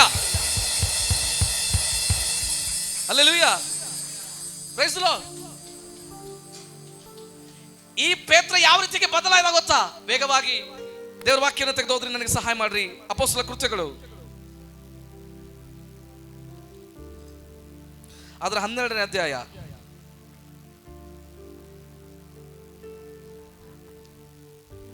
5ನೇ ವಚನದಿಂದ ಕೆಳಭಾಗದವರೆಗೆ ಹೋದ್ರೆ, ಪೇತ್ರನು ಸೆರೆಮನೆಯೊಳಗೆ ಕಾವಲಲ್ಲಿದ್ದಾಗ ಸಭೆಯವರು ಅವನಿಗೋಸ್ಕರ ಆಸಕ್ತಿಯಿಂದ ದೇವರಿಗೆ ಪ್ರಾರ್ಥನೆ ಮಾಡುತ್ತಿದ್ದರು.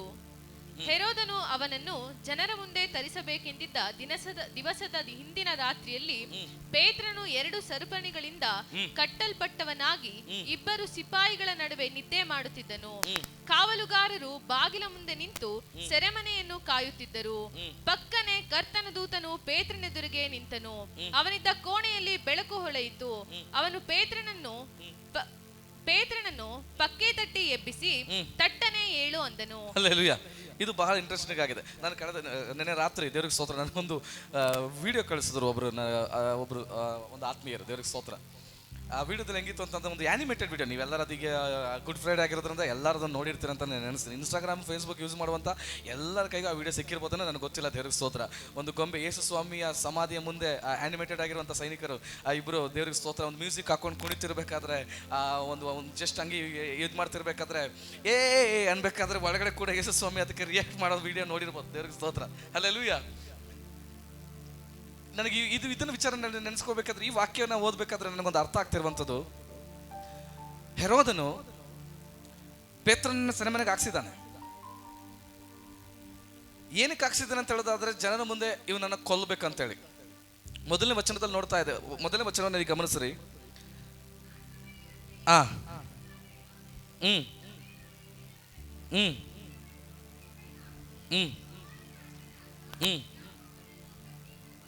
ಯೋಹಾನನ ಅಣ್ಣನಾದ ಯಾಕೋಬನನ್ನು ಕತ್ತಿಯಿಂದ ಕೊಲ್ಲಿಸಿದನು. ಇದು ಯಹೂದ್ಯರಿಗೆ ಮೆಚ್ಚುಗೆಯಾಗಿದೆ ಎಂದು ನೋಡಿ ಅಷ್ಟಕ್ಕೆ ನಿಲ್ಲದೆ ಪೇತ್ರನನ್ನು ನಡೆಸಿದನು. ನಾನು ಇದರೊಂದು ರೆವಲ್ಯೂಷನ್ ಹೇಳ್ಬಿಟ್ಟು ನಾನು ಮುಂದೆ ಹೋಗ್ತೀನಿ. ದೇವರಿಗೆ ಸ್ತೋತ್ರ. ಈ ಹೆರೋದನು ಯಾಕೋಬನ ಅಣ್ಣನಾಗಿರುವಂತ ದೇವರಿಗೆ ಸ್ತೋತ್ರ ಯೋಹಾನನ ಅಣ್ಣನಾಗಿರುವಂತ ಯಾಕೋಬನನ್ನ ಕತ್ತಿಯಿಂದ ಕೊಲ್ಲಿಸ್ತಾನೆ. ಇದು ಜನರಿಗೆ ಇಷ್ಟ ಆಗಿದೆ ಎಂಬುದಾಗಿ ಪೇತ್ರನನ್ನು ನಡೆಸ್ತಾನೆ. ಕೆಲವರು ಜನರಿಗೆ ಇಷ್ಟ ಆಗ್ತಿದೆ ಎಂಬುದಾಗಿ ಮಾತ್ರವೇ ಕೆಲವೊಂದು ಟೈಮಲ್ಲಿ ಅವರ ಆತ್ಮಿಕ ಜೀವಿತವನ್ನ ಅವರ ಮುಂದೆ ಮಾತ್ರವೇ ವ್ಯಕ್ತಪಡಿಸಿ ತೋರಿಸ್ಕೊಳ್ತಿರ್ಬೋದು. ಒಂದು ವೇಳೆ ಜನರು ನೋಡ್ಲಿ ಅಂತ ನೀನೇನಾದ್ರು ಆರಾಧನೆ ಮಾಡ್ತಿರೋದಾದ್ರೆ, ಪಾಸ್ಟರ್ ನನಗೆ ಗುಡ್ ಅನ್ಲಿ ಅಂತ ನೀನೇನಾದ್ರೂ ಆರಾಧನೆ ಮಾಡ್ತಿರೋದಾದ್ರೆ, ಇದೆಲ್ಲ ಹೆರೋದನಲ್ಲಿರುವಂತ ಅಭಿಷೇಕ. ಅದು ಅವ್ರಿಗಿಷ್ಟ ಆಗಿದೆ, ಇವ್ರಿಗಿಷ್ಟ ಆಗ್ತಿದೆ ಅಂತ ಹೇಳ್ಬಿಟ್ಟು ಅದು ನಮ್ಮನ್ನೇ ನಾವೇ ಕೊನೆಗೆ ಅಭಿನಯಿಸಿ ಜೀವಿಸಲಿಕ್ಕೆ ಸ್ಟಾರ್ಟ್ ಮಾಡ್ಬಿಡ್ತೀವಿ. Hallelujah, hallelujah. ಯೋಹಾನನ ಅಣ್ಣನಾಗಿರುವಂತ ಯಾಕೋಬನನ್ನ ಕೊಂದಿದ್ದು ಜನರಿಗೆ ಇಷ್ಟ ಆಗಿದೆ ಎಂಬುದಾಗಿ ಪೇತ್ರನನ್ನ ಕೊಲ್ಲಿಸಲಿಕ್ಕಾಗಿದೆ ಅವನನ್ನ ಸೆರೆ ಹಿಡಿಸಿದ್ದು. ಕೆಲವು ಟೈಮಲ್ಲಿ ನಿಮಗೆ ವಿರುದ್ಧವಾಗಿ ನಿಂತಿರೋದು ಜನರಿಗೆ ಇಷ್ಟವಾಗಿ ನಿಮ್ಮನ್ನು ಹಿಂಸೆ ಪಡಿಸಿರುವಂತ ಕಾರ್ಯಗಳಾಗಿದ್ರೆ ದೇವರಿಗೆ ಸ್ತೋತ್ರ ಹೇಳ್ರಿ, ದೇವರಿಗೆ ಸ್ತೋತ್ರ. ಇಲ್ಲಿ ಒಂದು ವಿಚಾರ ನೀವು ಗಮನಿಸಬಹುದು. ಸೆರೆಮನೆಗೆ ಕೊಲ್ಲಲಿಕ್ಕಾಗಿದೆ ಹೆರೋದನನ್ನು ಪೇತ್ರನನ್ನ ಹಿಡಿಸಿರೋದು, ಸೆರೆಮನೆಯಲ್ಲಿ ಹಾಕ್ಸಿರೋದು. ಆದ್ರೆ ಇವನು ನೆಮ್ಮದಿಯಾಗಿ ನಿದ್ರೆ ಮಾಡ್ತಿದ್ದಾನೆ. ನಿಮ್ಗೆ ಹೆಂಗೋ ಗೊತ್ತಿಲ್ಲ, ನನಗೇನಾದ್ರೂ ಇವತ್ತು ಏನಾದ್ರೂ ಪೊಲೀಸರು ಹಿಡಿದು ಜೈಲಿಗೆ ಹಾಕಿದ್ರೆ ನನಗೆ ಆ ರಾತ್ರಿ ನಿದ್ರೆ ಬರ್ತದೆ ಇಲ್ವೋ ಗೊತ್ತಿಲ್ಲ. ನೀವೆಲ್ಲ ಮೌನವಾಗಿರೋ ನೋಡಿದ್ರೆ ಪಾಸ್ಟರ್ ನನಗೆ ಒಳ್ಳೆ ನಿದ್ದೆ ಬರ್ತದೆ ಪಾಸ್ಟರ್. ಹಲ್ಲೆಲೂಯಾ. ಪೇತ್ರ ನಿದ್ರೆ ಮಾಡ್ತಾ ಇದ್ದಾನೆ. ಈ ವಾಕ್ಯ ಭಾಗವನ್ನು ಇವತ್ತು ಬೆಳಗ್ಗೆ ನಾನು ಪ್ರಾರ್ಥನೆ ಮಾಡಬೇಕಾದ್ರೆ ತೆಗೆದು ಕೂತ್ಕೊಳ್ಬೇಕಾದ್ರೆ ನನಗೊಂದು ಆಶ್ಚರ್ಯ ಆಯಿತು. ಸೆರೆಮನೆಗೆ ಹಾಕಿದ್ದಾರೆ, ಕೊಲ್ಲುವಂತ ಪದ್ಧತಿಗೆ ಹಾಕಿರೋದು. ಇನ್ನೇನು ಕೆಲವು ಗಂಟೆಗಳಲ್ಲಿ ಇವನನ್ನ ಜನರ ಮುಂದೆ ಕೊಲ್ಲುವಂತ ಪ್ಲಾನ್ ಹೆರೋದ ಮಾಡಿದ್ದಾನೆ. ಆದ್ರೆ ಇವನು ನೆಮ್ಮದಿಯಾಗಿ ನಿದ್ರೆ ಮಾಡ್ತಾ ಇದ್ದಾನೆ. ಇದು ಹೇಗೆ ಸಾಧ್ಯ? ಇವನು ಇದನ್ನ ಎಲ್ಲಿಂದ ಕಲ್ತಿದ್ದು ಗೊತ್ತಾ? ಇವನ ಗುರುವಾಗಿರುವಂತ ಯೇಸುವಿನಿಂದ. ಬಿರುಗಾಳಿ ಅಲೆಗಳು ಬಂದ್ರು ಕೂಡ ದೋಣಿಯ ಹಿಂಬದಿಯಲ್ಲಿ ನೆಮ್ಮದಿಯಾಗಿ ನಿದ್ರೆ ಮಾಡ್ತಿದ್ದನ್ನ ನಾನು ನೋಡ್ಬಿಟ್ಟು ಇವನೊಂದು ಮಾತು ಕೇಳಿದ್ದ, ನಾವು ಸಾಯೋದ್ರಲ್ಲಿ ನಿಂಗೆ ಚಿಂತೆ ಇಲ್ವಾ?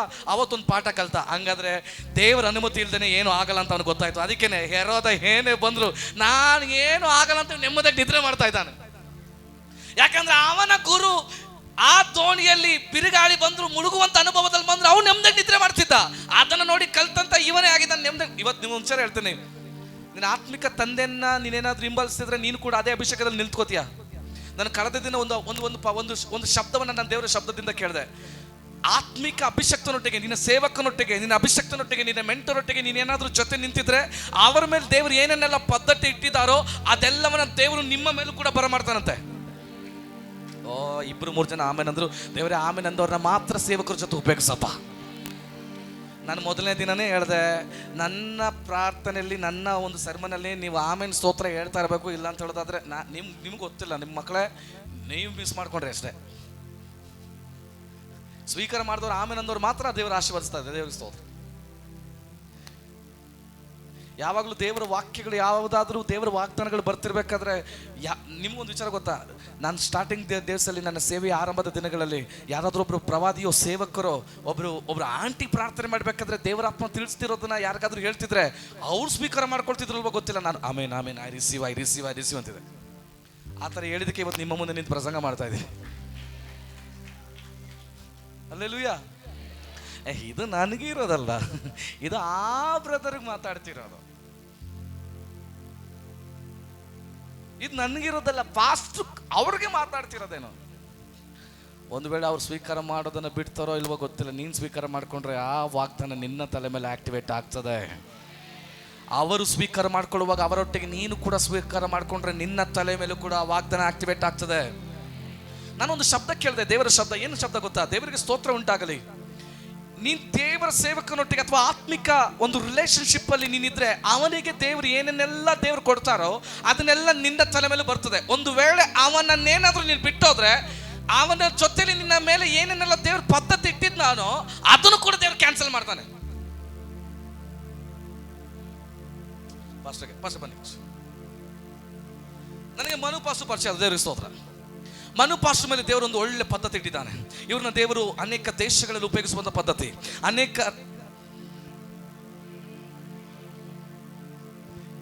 ನಾನು ನಿನ್ನೆ ಹೇಳಿದೆ, ನಿಮ್ಮ ಪಾಸ್ಟ್ರಿಗೆ ಈ ತರ ಹೇಳ್ಬೇಕಾದ್ರೆ ನಾನೇನಾದ್ರು ನಮ್ಮ ಪಾಸ್ಟ್ರಿಗೆ ಹೇಳ್ತಿದ್ರೆ ದೇವರಿಗೆ ಸ್ತೋತ್ರ ಉಂಟಾಗಲಿ. ಇದನ್ನ ನಮ್ಮ ಸಭೆಯಲ್ಲಿ ಬಂದು ನೋಡ್ಬೇಕಾಗಿ ದೇವರಿಗೆ ಸ್ತೋತ್ರ. ಪಾಸ್ಟ್ರಿಗೆ ಏನಾದ್ರು ವಾಗ್ದಾನ ಹೇಳ್ತಿದ್ರೆ ಆಮೇಲೆ ಅಂತ ಎದ್ದು ಸ್ತೋತ್ರ ಮಾಡ್ತಿದ್ರು. ನೀವು ಪಾಸ್ಟರ್ ಮೇಲೆ ಎಷ್ಟು ದ್ವೇಷ ಇಟ್ಕೊಂಡಿದ್ರ ಅಂತ ಗೊತ್ತಿಲ್ಲ. ದೇವರಿಗೆ ಸ್ತೋತ್ರ. ಅವ್ರಿಗೆ ಏನು ವಾಗ್ದಾನ ಮಾತಾಡ್ತಿರ್ಬೇಕು, ನೀವು ಪಾಸ್ಟರ್ ಹೋಗ್ತಾರ?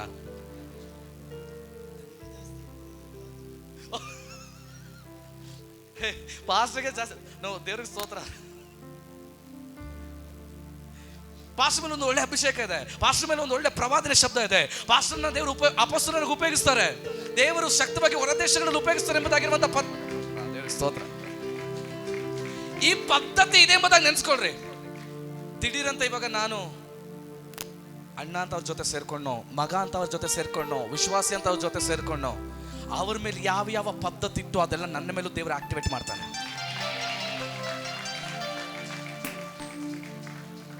ಯಾಕಂದ್ರೆ ತಲೆಯಾಗಿ ಅವ್ರು ಇರ್ಬೇಕಾದ್ರೆ, ಅವ್ರ ಜೊತೆ ನಾನು ಅಂಗಗಳಾಗಿರ್ಬೇಕಾದ್ರೆ ದೇವರು ಶಕ್ತವಾಗಿ ನನ್ನ ಮೇಲೆ ಆ ಪದ್ಧತಿ ಇಟ್ಟಿರ್ತಾನೆ. ಆಟೋಮೆಟಿಕ್ ಆಗಿ ಆಶೀರ್ವಾದ ನನ್ನ ಮೇಲೆ ಬರ್ಕೊಡ ಬಂದ್ಬಿಡ್ತದೆ.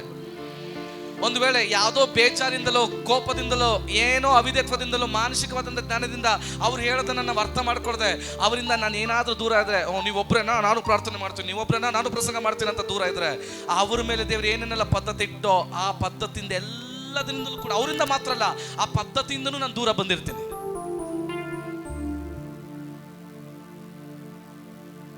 ಲೋಟನಿಗೆ ಗೊತ್ತಿಲ್ಲ ಅಬ್ರಾಮನ್ ಜೊತೆ ಇದ್ದಿದ್ದಕ್ಕೇನೆ ಅವನಿಗೆ ಆಶೀರ್ವಾದ ಅಂತ, ಬಿಟ್ಟೋದ್ಮೇಲೆ ಗೊತ್ತಾಗಿದೆ ಏನೇನೆಲ್ಲ ಕಳ್ಕೊಂಡ ಅಂತ. Thank you pastor. ಹಲ್ಲೆಲೂಯಾ. ಲೋಟನಿಗೆ ಗೊತ್ತಿಲ್ಲ ಅಬ್ರಾಮನ ಜೊತೆ ಇದ್ದಿದ್ದಕ್ಕೇನೆ ಆಶೀರ್ವಾದ ಅಂತ. ಅವನು ಅನ್ಕೊಂಡ ಇದೆಲ್ಲ ನನ್ನ ಸಂಪಾದನೆ, ಇದೆಲ್ಲ ನನ್ನ ತುಡಿತ. ಅಬ್ರಾಮನ ಮೇಲೆ ಇಟ್ಟಂತ ವಾಗ್ದಾನ ಆಗಿತ್ತು, ಲೋಟನ ಮೇಲೂ ಕೂಡ ಆಕ್ಟಿವೇಟ್ ಆಗಿದ್ದು. ಅವನನ್ನ ಬಿಟ್ಟೋದ ನಂತರ ಅವನ ಕತೆ, ಚರಿತ್ರೆ, ಸತ್ಯವೇದದ ಆ ರೀತಿಯಾದಂಥ ಕಾರ್ಯಗಳು ಇದುವರೆಗೂ ನಾನು ಕಂಡಿಲ್ಲ. ಅಷ್ಟು ಘೋರವಾದಂಥ ಕಾರ್ಯ ನಡೀತು. ಇವತ್ತು ನಿನ್ನ ಸಭಾಪಾಲಕರೊಟ್ಟಿಗೆ, ಸಭೆಯೊಟ್ಟಿಗೆ, ಗ್ರೇಸ್ ಗಾಸ್ಪಲ್ ಒಟ್ಟಿಗೆ ನೀನು ನಿಂತ್ಕೊಂಡಿದ್ಯಾ. ಈ ಸಭೆ ಮೇಲೆ ಏನೇನೆಲ್ಲ ವಾಗ್ದಾನ ಇದೆಯೋ ಅದೆಲ್ಲ ನಿನ್ನ ಮೇಲೆ, ನಿನ್ನ ಕುಟುಂಬದ ಮೇಲೆ, ನಿನ್ನ ಸಂತತಿ ಮೇಲೆ ಆಕ್ಟಿವೇಟ್ ಆಗ್ತದೆ.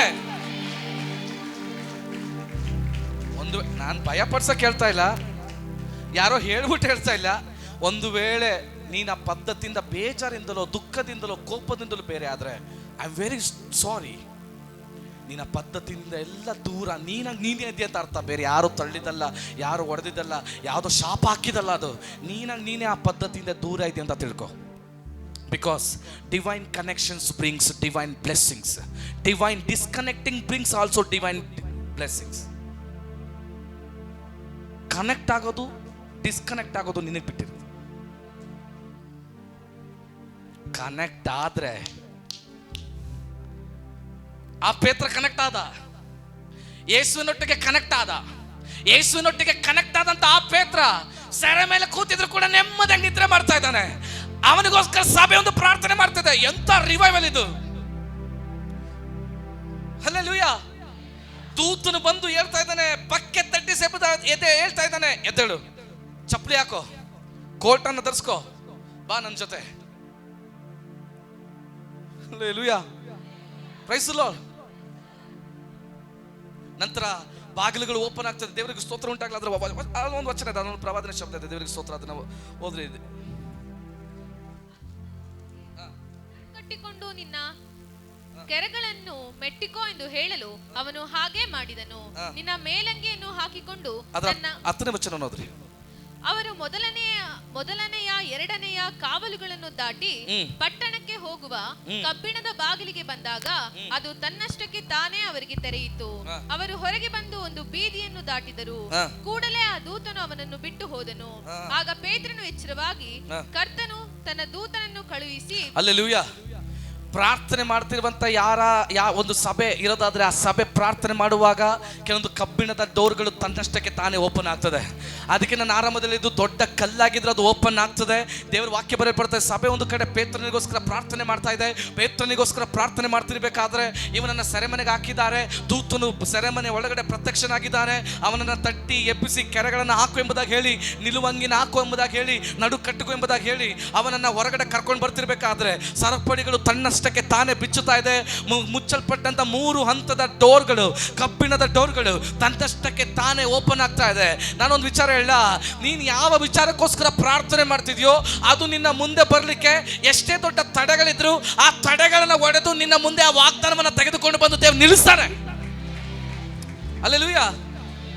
ಪ್ರೀತಿ ದೇವರ ಮಕ್ಕಳೇ, ಯಾರೋ ಒಬ್ಬರು ಪ್ರಾರ್ಥನೆ ಮಾಡ್ತಿರುವಂತ ಪ್ರಾರ್ಥನೆಯ ಉತ್ತರವಾಗಿದೆ ನೀನು. ನನಗೋಸ್ಕರ ಯಾರೊಬ್ರು ಸೇವಕರು, ವಿಶ್ವಾಸಿಯೋ ನನ್ನ ಸೇವೆಗೋಸ್ಕರ, ನನ್ನ ಕುಟುಂಬಕ್ಕೋಸ್ಕರ ಪ್ರಾರ್ಥನೆ ಮಾಡದೆ ಹೋಗಿದ್ದರೆ ನಾನು ಇವತ್ತು ನಿಮ್ಮ ಮುಂದೆ ನಿಲ್ತಿರ್ಲಿಲ್ಲ. ಕೆಲವರು ಪ್ರಾರ್ಥನೆ ಮಾಡಿದಂತ ಪ್ರಾರ್ಥನೆಯ ಪ್ರತಿಫಲವಾಗಿದ್ದೀವಿ ನೀವುಗಳು. ಸೇವಕರು ನಿನಗೋಸ್ಕರ ಪ್ರಾರ್ಥನೆ ಮಾಡಿದಕ್ಕೇನೆ, ಕಣ್ಣು ಹಾಕಿ ಪ್ರಾರ್ಥನೆ ಮಾಡಿದಕ್ಕೇನೆ ಇವತ್ತು ಎಷ್ಟೋ ಕಷ್ಟಗಳು ಬರುವಾಗ ನೀನು ಸಹಿಸ್ಕೊಂಡು ನಿಂತ್ಕೊಂಡು ಇವತ್ತು ಜಯಿಸ್ತಾ ಇದೀಯ.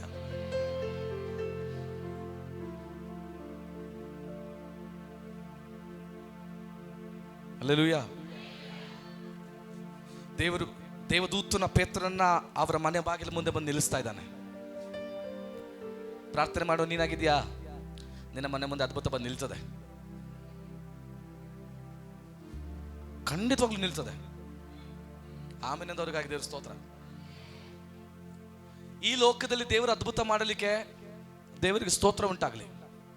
ಈ ಲೋಕದಲ್ಲಿ ದೇವ್ರು ನಿನ್ಗೆ ಏನಾದ್ರು ಕೊಡಲಿಕ್ಕೆ, ನಾನು ಒಂದು ಪ್ರಶ್ನೆ ಕೇಳ್ತೀನಿ, ಉತ್ತರ ನನಗೆ ಗೊತ್ತಿಲ್ಲ. ದೇವರಿಗೆ ಸ್ತೋತ್ರ. ಏನಾದರೂ ಕೊರಿಯರ್ ಮಾಡಿ ಒಂದು ಅಡ್ರೆಸ್ಗೆ ತಲುಪಬೇಕಂದ್ರೆ ಏನೇನೆಲ್ಲ ಬೇಕು? ಮೇನ್ ಆಗಿ ಇಂಪಾರ್ಟೆಂಟ್ ಅಡ್ರೆಸ್,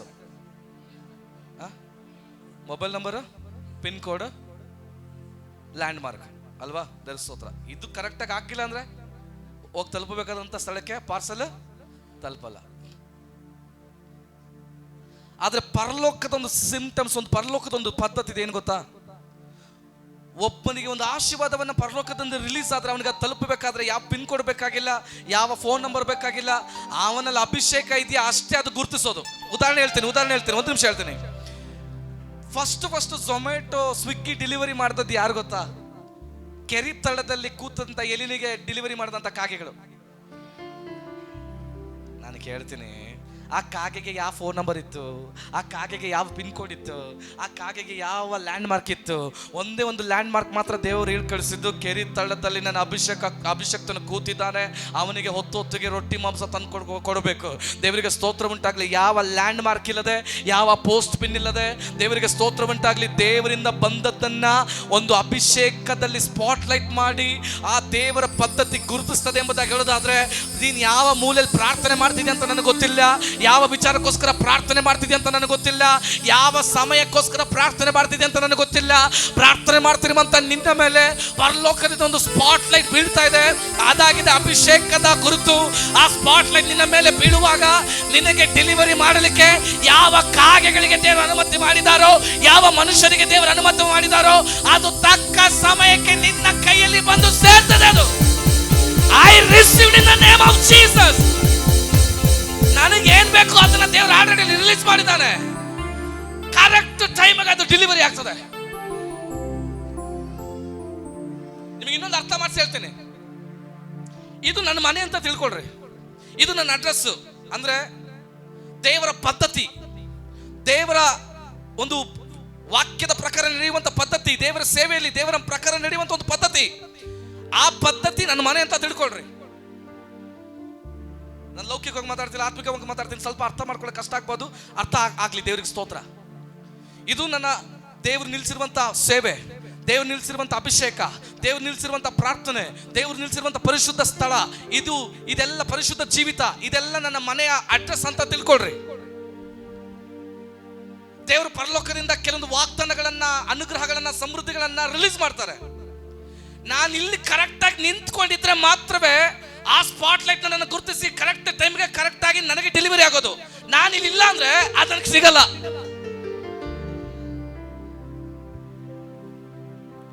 ಗ್ರೇಸ್ ಗಾಸ್ಪಲ್ ಅಲ್ಲಿ ನೀವು ಇಲ್ಲ ಅಂದ್ರೆ ನಿಮ್ಮ ಆಶೀರ್ವಾದ ನಿಮಗೆ ಸಿಗಲ್ಲ. ಸೇವಕರೊಟ್ಟಿಗೆ ನೀನಿಲ್ಲ ಅಂತ ಹೇಳಿದ್ರೆ ನಿನ್ನ ಆಶೀರ್ವಾದ ನಿನಗೆ ಸಿಗೋದಿಲ್ಲ. ಅಂದ್ರೆ ನಿನಗೆ ಪ್ರಾರ್ಥನೆ ವೀರನಾಗಿ, ಆರಾಧನೆ ವೀರನಾಗಿ, ದೇವರ ಸೇವಕರ ಜೊತೆಯಲ್ಲಿ ಸೇವೆ ಮಾಡುವಂತ ಮಗನಾಗಿ ಈ ರೀತಿಯಾದಂಥ ಪದ್ಧತಿ, ಅಭಿಷೇಕವನ್ನು ದೇವರು ಕೊಟ್ಬಿಟ್ಟು ಅದರಲ್ಲಿ ನೀನು ನಿಂತ್ಕೊಂಡಿಲ್ಲ, ನೀನು ಲೋಕದ ಪ್ರಕಾರ ನೀನು ನಡೀತಿದ್ಯಾ ಅಂತ ಹೇಳೋದಾದ್ರೆ ದೇವರಿಗೆ ಸ್ತೋತ್ರ ಉಂಟಾಗ್ಲಿ. ನಿನಗೆ ಬರಬೇಕಾದಂಥ ಆಶೀರ್ವಾದ ತಪ್ಪಿ ಹೋಗ್ತದೆ. ಡೆಲಿವರಿ ಮಾಡಬೇಕಾದಂಥ ಪರ್ಸನ್ ಇಲ್ಲ ಅಂತೇಳಿ ದೇವದೂತರು ಡೆಲಿವರಿ ಪರ್ಸನ್ ಅಲ್ಲಿ ಇಲ್ಲ ಅಂತೇಳಿ ವಾಪಸ್ ಆ ಗಿಫ್ಟನ್ನು ಮತ್ತೆ ಪರಲೋಕಕ್ಕೆ ತಗೊಂಡು ಹೋಗ್ಬಿಡ್ತಾರೆ. ನೀನು ಕರೆಕ್ಟ್ ಆಗಿದೆಯಾ? ನಿನ್ನ ಮೇಲೆ ವಾಗ್ದಾನ ಕೊಟ್ಟು ದೇವರು ಏನೇನೆಲ್ಲ ಆ ಒಂದು ಪದ್ಧತಿಗೆ ನಿನಗೆ ಆಶೀರ್ವಾದ ಬಿಟ್ಟಿದ್ರು ಅದೆಲ್ಲ ನಿನಗೆ ಕೊಟ್ಟು ದೇವ್ರ ನಾಮದಲ್ಲಿ ನಿನ್ನ ಆಶೀರ್ವದಿಸ್ಬಿಟ್ಟು ಮುಂದಕ್ಕೆ ಅವ್ರ ಪಾಡಿಗೆ ಅವ್ರು ಹೋಗ್ತಾ ಇರ್ತಾರೆ. ಹಲ್ಲೆಲೂಯಾ. ಅದಕ್ಕೆ ದೇವರ ವಾಕ್ಯ ಬರೆಯಲ್ಪಡ್ತಾ ಇರುವಂಥದ್ದು, ಕ್ರಿಸ್ತೇಸುವಿನಲ್ಲಿರುವಂಥ ಐಶ್ವರ್ಯಕ್ಕೆ ತಕ್ಕ ಹಾಗೆ ನಮ್ಮ ಪ್ರತಿಯೊಂದು ಕೊರತೆಗಳನ್ನ ಅವನು ನೀಗಿಸ್ತಾನೆ ಎಂಬುದಾಗಿ. ನಾನು ನನ್ನ ಕಾರಿಂದ ಬಳಸಿದ್ದೆ. ದೇವರಿಗೆ ಸ್ತೋತ್ರ ಉಂಟಾಗಲಿ. ಏನಂತ ಗೊತ್ತಾ? If God's will he will pays our bill. Hallelujah. ತಂದೆ ಚಿತ್ತದ ಪ್ರಕಾರ ನೀನು ನಡೀತಿದ್ಯಾ, ಹಾಗಾದ್ರೆ ನಿನ್ನ ಬಿಲ್ ನಾವು ಕಟ್ಟುತ್ತಾನೆ. ಅದು ಮನೆ ಬಾಡಿಗೆ ಆಗಿರ್ಬೋದು, ಸ್ಕೂಲ್ ಫೀಸ್ ಆಗಿರ್ಬೋದು, ಕಾಲೇಜ್ ಫೀಸ್ ಆಗಿರ್ಬೋದು, ನಿನ್ನ ಏನೇ ಕಾರ್ಯಗಳಾಗಿದ್ರು ದೇವರ ಚಿತ್ತದ ಪ್ರಕಾರ ನೀನು ನಡೀತಿರೋದಾದ್ರೆ ನಿನ್ನ ಅಗತ್ಯಗಳು ಸಂಧಿಸಲ್ಪಡ್ತದೆ, ನಿನ್ನ ಕೊರತೆಗಳು ನೀಗಲ್ಪಡ್ತದೆ. ನಿನ್ನ ಪ್ರತಿಯೊಂದು ಕೊರತೆಗಳನ್ನು ಕ್ರಿಸ್ತೇಸುವಿನ ಐಶ್ವರ್ಯದ ನಿಮಿತ್ತವಾಗಿ ಅವನು ನೀಗಿಸಲಿಕ್ಕಿದ್ದಾನೆ. ಶಕ್ತವಾಗಿ ಅದನ್ನು ಸ್ವೀಕಾರ ಮಾಡ್ರಿ. ಇನ್ನೂ ಶಕ್ತವಾಗಿ ಸ್ವೀಕಾರ ಮಾಡ್ರಿ. ಇವತ್ತು ಪರಲೋಕದಲ್ಲಿ ದೇವರು ಏನನ್ನೆಲ್ಲ ರಿಲೀಸ್ ಮಾಡಿದಾನೋ, ಯಾವ ಯಾವ ಆಶೀರ್ವಾದವನ್ನ ನಿನಗೆ, ನಿನ್ನ ಕುಟುಂಬಕ್ಕೆ, ಈ ಸಭೆಗೆ ರಿಲೀಸ್ ಮಾಡಿದಾನೋ, ಅದೆಲ್ಲ ಪರಲೋಕದಿಂದ ಕರೆಕ್ಟ್ ಟೈಮ್ಗೆ ಅದು ಡೆಲಿವರಿ ಆಗಲಿ ಯೇಸುವಿನ ನಾಮದಲ್ಲಿ. ಅದು ನಿನ್ನ ಮನೆಯ ಬಾಗಿಲನ್ನು ತಟ್ಟಲಿ ಯೇಸುವಿನ ನಾಮದಲ್ಲಿ. ಅದು ನಿನ್ನ ಕುಟುಂಬವನ್ನು ತಟ್ಟಲಿ ಯೇಸುವಿನ ನಾಮದಲ್ಲಿ.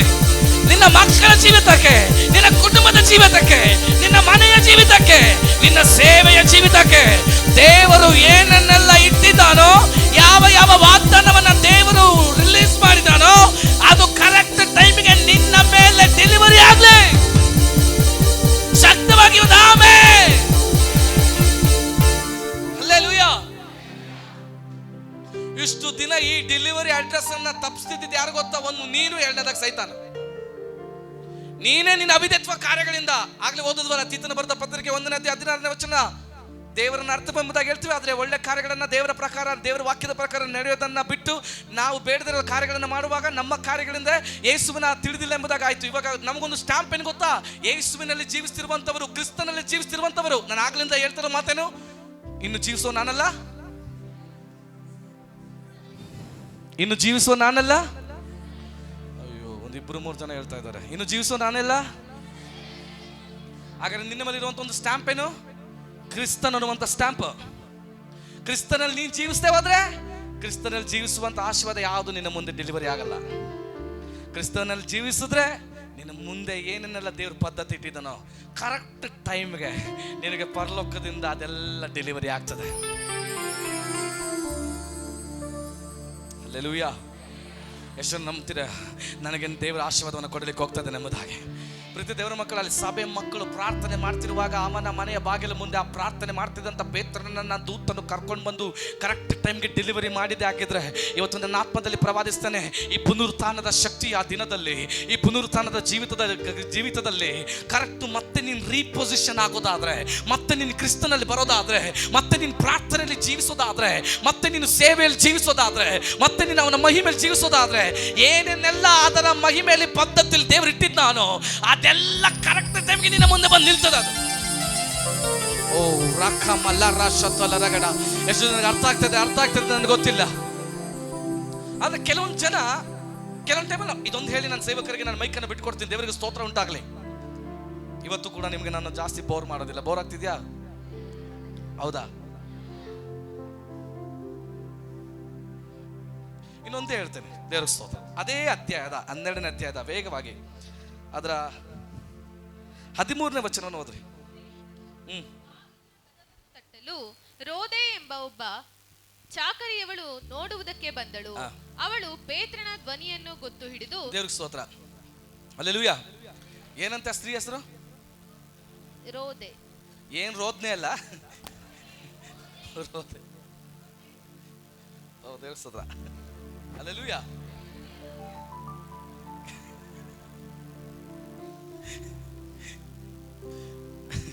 ಕೆಲವು ಟೈಮಲ್ಲಿ ಏನಪ್ಪ ಇದು ರೋದ್ನೆ, ಏನಪ್ಪ ರೋದೆ ಇವ್ರದು ಅಂತಿರಲ್ಲ.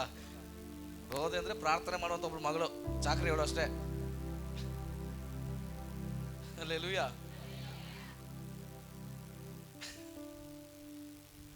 ದೇವರಿಗೆ ಸ್ತೋತ್ರ. ಒಂದು ಕಾಮಿಡಿ ನೆನಪೈತೆ ಅಂತ ಹೇಳಿದ್ರೆ ಸರಿಯಾಗಿರುತ್ತೆ. ದೇವರಿಗೆ ಸ್ತೋತ್ರ. ಆಮೇಲೆ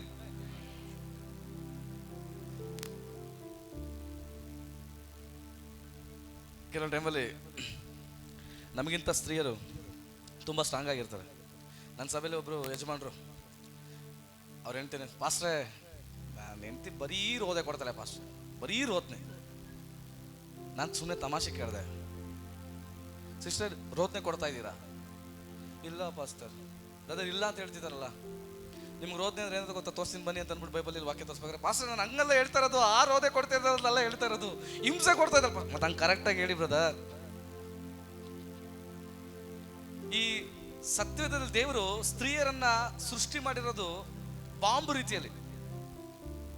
ಗೊತ್ತಾ ನಿಮ್ಗೆ ಅದು ಹೆಂಗೆ?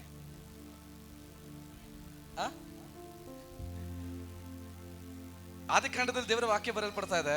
ಇಂಗ್ಲಿಷ್ ವರ್ಷನ್ ಯಾರಾದ್ರೂ ಇರೋದಾದ್ರೆ ತೆಗೆದೋದ್ರಿ ನನಗೆ ಸಹಾಯ ಮಾಡ್ರಿ. ಯಾರಿಗೆ ಸ್ತೋತ್ರ ಉಂಟಾಗಿ.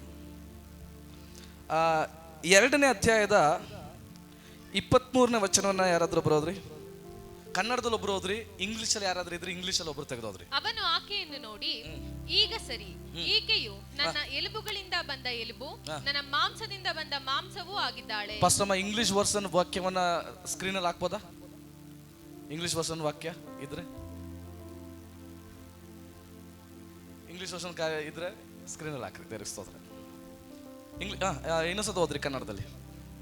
ಅವನು ಆಕೆಯನ್ನು ನೋಡಿ, ಈಗ ಸರಿ, ಈಕೆಯು ನನ್ನ ಎಲುಬುಗಳಿಂದ ಬಂದ ಎಲುಬು, ನನ್ನ ಮಾಂಸದಿಂದ ಬಂದ ಮಾಂಸವೂ ಆಗಿದ್ದಾಳೆ. ಈಕೆಯು ನರನಿಂದ ಉತ್ಪತ್ತಿಯಾದ ಕಾರಣ ನಾರಿ ಎನ್ನಿಸಿಕೊಳ್ಳುವಳು ಅಂದನು. ಇಂಗ್ಲಿಷ್ ಅಲ್ಲಿ ಯಾರಾದ್ರೂ ತೆಗೆದೋದ್ರಿ. Genesis 2:23. Bone of my bones. ಸಾಕು. Bone of my bones. Okay. First just ಹಿಂಗೆ ಟೈಪ್ ಮಾಡ್ರಿ. ಬೋನ್ ಆಫ್ ಮೈ ಬೋನ್ಸ್ ಅಂತ ಟೈಪ್ ಮಾಡಿ ಸಾಕು. ಅದನ್ನ ಸ್ಕ್ರೀನಲ್ಲಿ ಡಿಸ್ಪ್ಲೇ ಮಾಡಿದ್ರೆ ಸಾಕು. ಅದನ್ನು ತೋರಿಸ್ಬಿಡ್ತೀನಿ, ಬೇಗ ಹೋಗ್ತೀನಿ. Bone of my bones.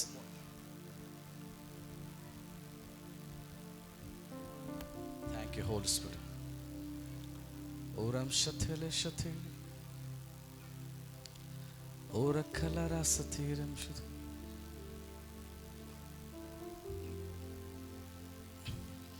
Hallelujah. ಮದುವೆ ಆಗಿರುವಂತ ಎಲ್ಲ ಗಂಡಸರೇ, ನಿಮ್ಮ ಹೆಂಡತಿನ ಸುರಕ್ಷಿತವಾಗಿ ಕಾಪಾಡ್ಕೊಡ್ರಿ. ದೇವರಿಗೆ ಸ್ತೋತ್ರ ಉಂಟಾಗಲಿ. ಹಲ್ಲೆಲೂಯಾ. ಓಕೆ, ನಾನು ಅದನ್ನ ಹೇಳ್ತೀನಿ. ಇಂಗ್ಲಿಷ್ ಗೊತ್ತಿರೋರು ಯಾರಾದ್ರೂ ಇದ್ರೆ ನಂಗೆ ಸಹಾಯ ಮಾಡ್ರಿ. ಓಕೆ. ಬಾರ್ನ್ಗೆ ಫಸ್ಟ್ ಲೆಟರ್ ಏನು? ಬಿ. ಆಫ್ಗೆ ಫಸ್ಟ್ ಲೆಟರ್ ಏನು? ಮ್ಯಾನ್ಗೆ ಫಸ್ಟ್ ಲೆಟರ್ ಏನು? ಬೋನ್ಗೆ ಫಸ್ಟ್ ಲೆಟರ್ ಏನು? ಈ ಫಸ್ಟ್ ಲೆಟರ್ನೆಲ್ಲ ಕೂಡಿಸಿದ್ರೆ ಏನಾಗುತ್ತೆ?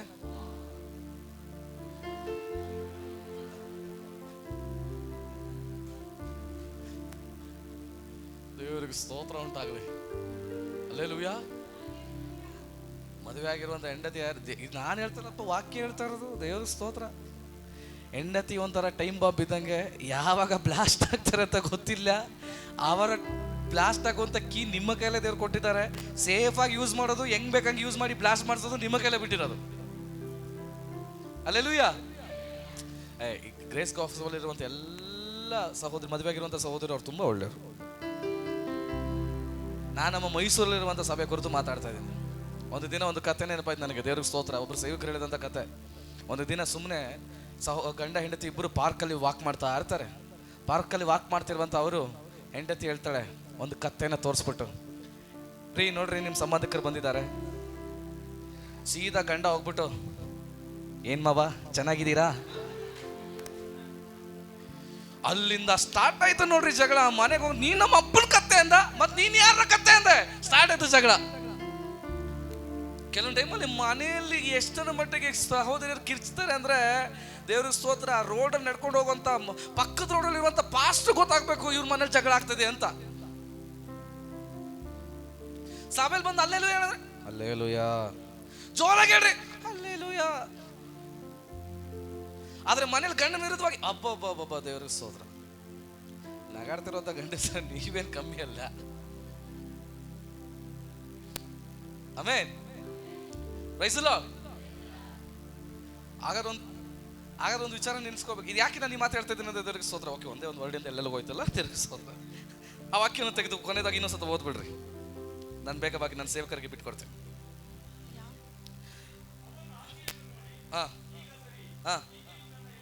ಅಲ್ಲಲ್ಲ, ಸಾರಿ, ಅಪೊಸ್ತಲ ಕೃತ್ಯಗಳು 12ನೇ ಅಧ್ಯಾಯ ಅದರ 13ನೇ ವಚನ, 13-14ನೇ ವಚನ.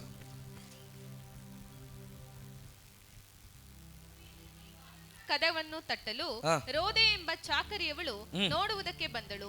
ಅವಳು ಪೇತ್ರನ ಧ್ವನಿಯನ್ನು ಗೊತ್ತು ಹಿಡಿದು ಸಂತೋಷದ ನಿಮಿತ್ತದಿಂದಲೇ ಬಾಗಿಲನ್ನು ತೆರೆಯದೆ ಒಳಕ್ಕೆ ಓಡಿ ಹೋಗಿ ಪೇತ್ರನು ಬಾಗಿಲ ಮುಂದೆ ನಿಂತಿದ್ದಾನೆ ಎಂದು ತಿಳಿಸಿದಳು.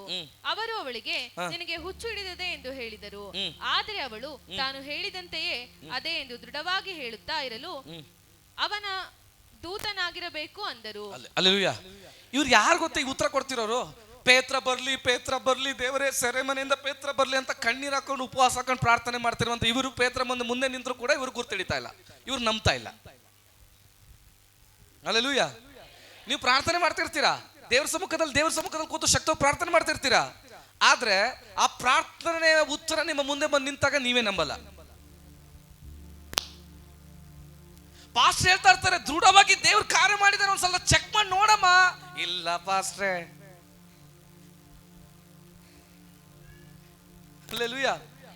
ಪ್ರಾರ್ಥನೆ ಮಾಡ್ತಿರುವಂತ ಈ ಗುಂಪು ಪೇತ್ರನು ಸೆರೆಮನೆಯಿಂದ ಹೊರಗಡೆ ಬಂದ್ರೆ ಸಾಕು ಅಂತ ಪ್ರಾರ್ಥನೆ ಮಾಡಿ ಆ ರೋದ್ ಎನ್ನುವಂತ ಸ್ತ್ರೀ ಹೇಳ್ತಿದ್ರು ಕೂಡ, ಒಳಗಡೆ ಪ್ರಾರ್ಥನೆ ಮಾಡ್ತಿರುವಂತ ಯಾರು ಕೂಡ ಆ ವಿಚಾರವನ್ನ ನಂಬ್ತಾನೆ ಇಲ್ಲ. ಅವನು ಹೆಂಗ್ ಬರ್ತಾನೆ, ಅವನು ಸೆರೆಮನೆಯಲ್ಲಿ ಇದ್ದಾನಲ್ಲ.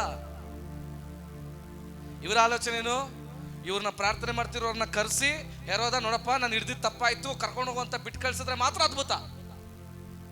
ದೂತನೆಲ್ಲ ಹೆಂಗ್ ಬರಕ್ ಸಾಧ್ಯ ಪಾಸ್ಟ್ರೆ?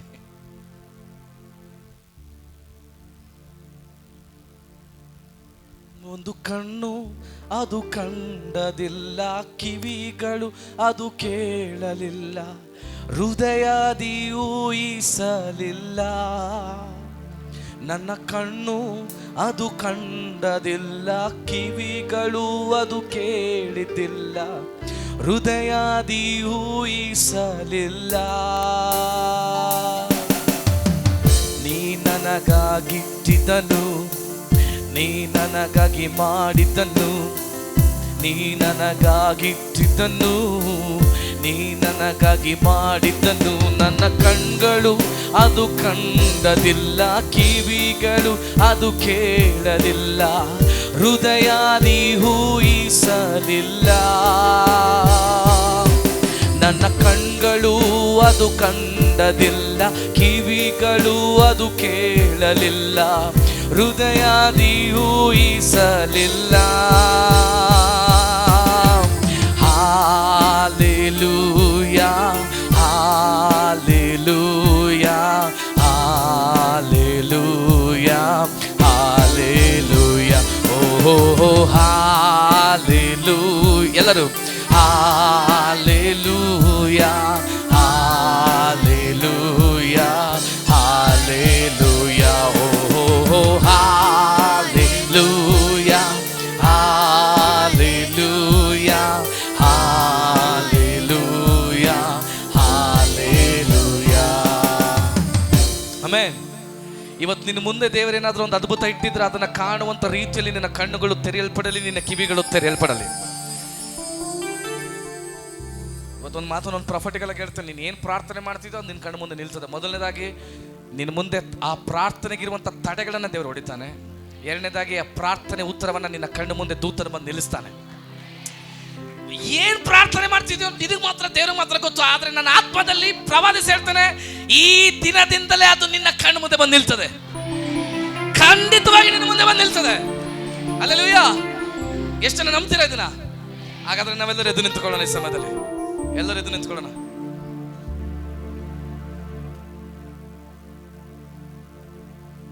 Thank you Holy Spirit of Father. ನಾವೆಲ್ಲರೂ ಎಷ್ಟು ಜನ ನಂಬ್ತೀರಿ? ಎಲ್ಲರೂ ಎದ್ದು ನಿಂತ್ಕೊಳ್ಳೋಣ. ಎಷ್ಟು ಜನ ನಂಬ್ತೀರಿ ಆ ವಾಗ್ದಾನವನ್ನು ಆ ವಾಗ್ದಾನದಲ್ಲಿ ದೇವರು ನಮ್ಮನ್ನು ನಡೆಸ್ತಾರಂತ? ಹಲ್ಲೆಲೂಯಾ. ನಿನ್ನ ಮುಂದೆ ಮುಚ್ಚಲ್ಪಟ್ಟಂತ ಕಲ್ಲುಗಳು ದೊಡ್ಡದಾಗಿದ್ರು ಕೂಡ ಅದನ್ನು ಉರುಳಿಸುವಂತ ಒಬ್ಬ ದೇವರಿದ್ದಾನೆ. ನಿನ್ನ ವಾಗ್ದಾನವನ್ನ ಎಷ್ಟೇ ವೈರಿ ಸೆರೆಮನೆಯಲ್ಲಿ ಇಟ್ಟಿದ್ರು ಕೂಡ ಅದನ್ನ ಬಿಡಿಸ್ಕೊಂಡು ಬರುವಂತ ಒಬ್ಬ ದೇವರಿದ್ದಾನೆ. ಪ್ರಾರ್ಥನೆ ಮಾಡ್ತಿರುವಂತ ಇವರ ಪ್ರಾರ್ಥನೆಯ ವಾಗ್ದಾನ ಉತ್ತರ, ಇವರ ಪ್ರಾರ್ಥನೆಯ ಉತ್ತರ ಸೆರೆಮನೆಯಲ್ಲಿ ಹೆರೋದನ ಅಕ್ಕಿ ಲಾಕ್ ಮಾಡಿಟ್ಟಿದ್ದಾನೆ. ಅರ್ಥ ಆಗ್ತಿದ್ಯಾ? ಇದೊಂದು ಮಾತು ಹೇಳ್ತೀನಿ. ಹಲ್ಲೆಲೂಯಾ. ಪ್ರಾರ್ಥನೆ ಮಾಡ್ತಿರುವಂತ ಈ ಗುಂಪು ಪ್ರಾರ್ಥನೆ ಮಾಡ್ತಿರುವಂತ ಈ ಪ್ರಾರ್ಥನೆಯ ಉತ್ತರವನ್ನ ಹೆರೋದನನು ಸೆರೆಮನೆಯಲ್ಲಿ ಹಾಕಿ ಲಾಕ್ ಮಾಡಿಟ್ಟಿದ್ದಾನೆ. ಆದ್ರೆ ಪ್ರಾರ್ಥನೆ ಮಾಡ್ತಿರುವಂತ ನಿನಗೊಂದು ಗುಡ್ ನ್ಯೂಸ್ ಹೇಳ್ತೇನೆ. ಸೆರೆಮನೆಯಲ್ಲಿ ಎಷ್ಟೇ ಕಬ್ಬಿಣದ ಡೋರ್ಗಳಾಕಿ ಎಷ್ಟೇ ಸರಪಣಿಗಳನ್ನು ಹಾಕಿ ಲಾಕ್ ಮಾಡಿದ್ರು ಕೂಡ ಆ ಉತ್ತರವನ್ನ ನಿನಗೋಸ್ಕರ ತೆಗೆದುಕೊಂಡು ಬಂದು ನಿನ್ನ ಮನೆಯ ಬಾಗಿಲಿಗೆ ಡೆಲಿವರಿ ಮಾಡಲಿಕ್ಕೆ ನನ್ನ ಯೇಸುವಿಗೆ ಸಾಧ್ಯ, ನನ್ನ ಯೇಸುವಿಗೆ ಸಾಧ್ಯ. ನಮ್ಮವರು ಮಾತ್ರ ಶಕ್ತವಾಗಿ ಅನ್ಯ ಭಾಷೆಯಲ್ಲಿ ಕಾರ್ಯಗಳನ್ನು ತಟ್ಟುತ್ತಾ ದೇವರಿಗೆ ಸ್ತೋತ್ರ ಮಾಡಲಿಕ್ಕೆ ಪ್ರಾರಂಭ ಮಾಡ್ರಿ.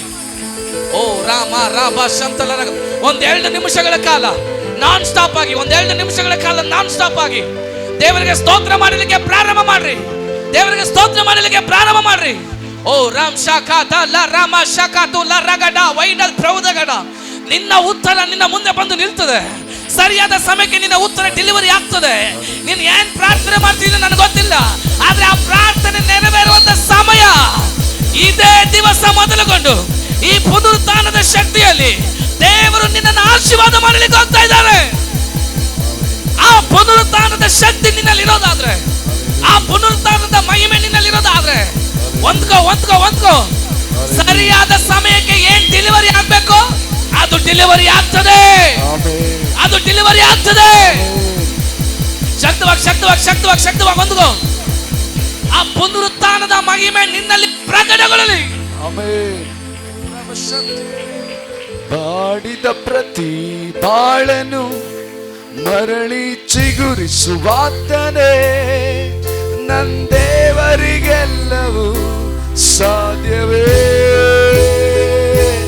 ಬಾಡಿದ ಪ್ರತಿ ಬಾಳನು ಮರಳಿ ಚಿಗುರಿಸುವಾತನೇ, ನನ್ನ ದೇವರಿಗೆಲ್ಲವೂ ಸಾಧ್ಯವೇ.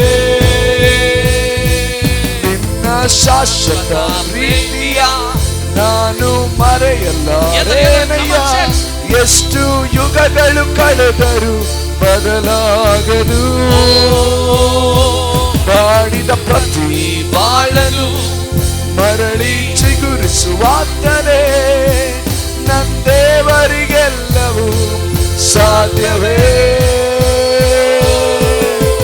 ಪಾಪದಲ್ಲಿ ಮುಳುಗಿದ ನನ್ನ ಶಾಪದಲ್ಲಿ ನರಳಿದ ನನ್ನ ಪ್ರೀತಿಯ ತೋರಿ ಮೇಲೆತ್ತಿದೆ. ರೋಗವೇ ನನ್ನ ಮುಚ್ಚಿಕೊಂಡಿರಲು, ರೋದನೆಯಲ್ಲಿ ಒಂಟಿಯಾಗಿರಲು ಕಣ್ಣೀರ ಶವ ವಿವರಿಸಿದೆ.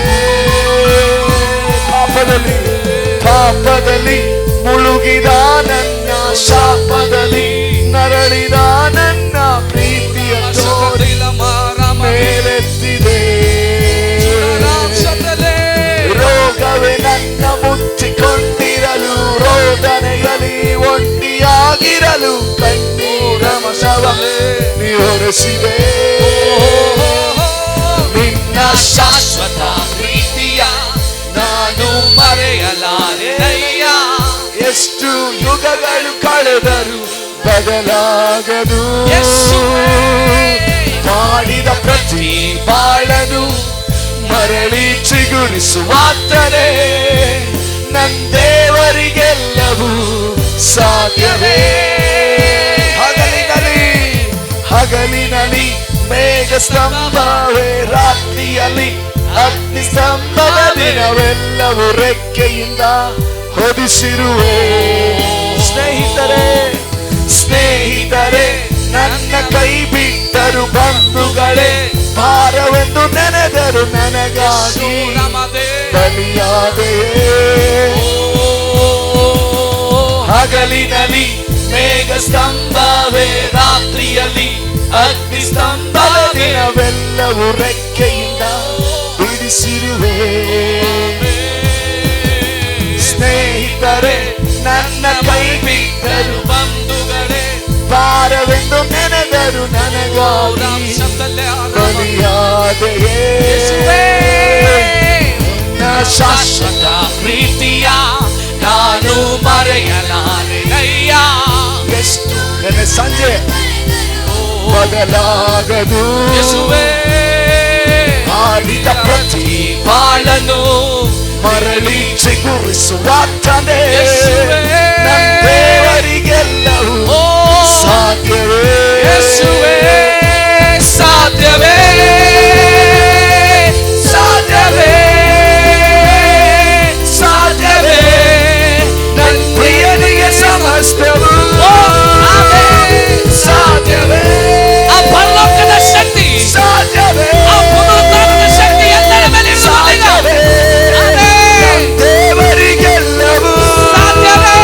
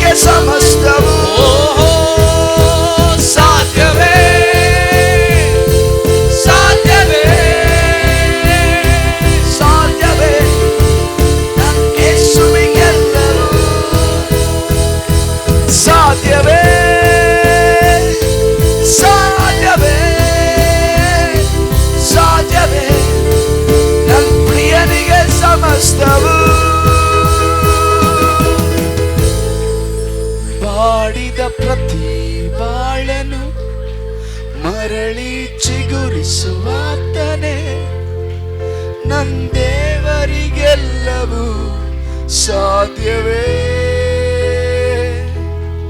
ಬಾಡಿದ ಪ್ರತಿ ಬಾಳನು ಮರಳಿ ಚಿಗುರಿಸುವಾತನೇ ನನ್ನ ದೇವರಿಗೆಲ್ಲವೂ ಸಾಧ್ಯವೇ. ಬೆಲೆ ಇಲ್ಲದ ನನ್ನ ಜೀವಿತ ನಿನ್ನನ್ನು ಸೇರಲು ಅದೆಷ್ಟು ಮೂಲ್ಯವೆಂದು ತೋರಿಸಿದೆ.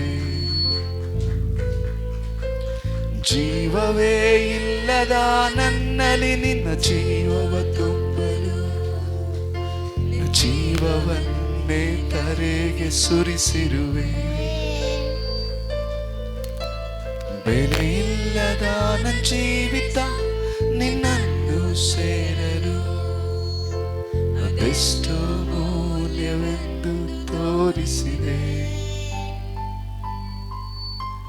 ಜೀವವೇ ಇಲ್ಲದ ನನ್ನಲ್ಲಿ ನಿನ್ನ ಜೀವ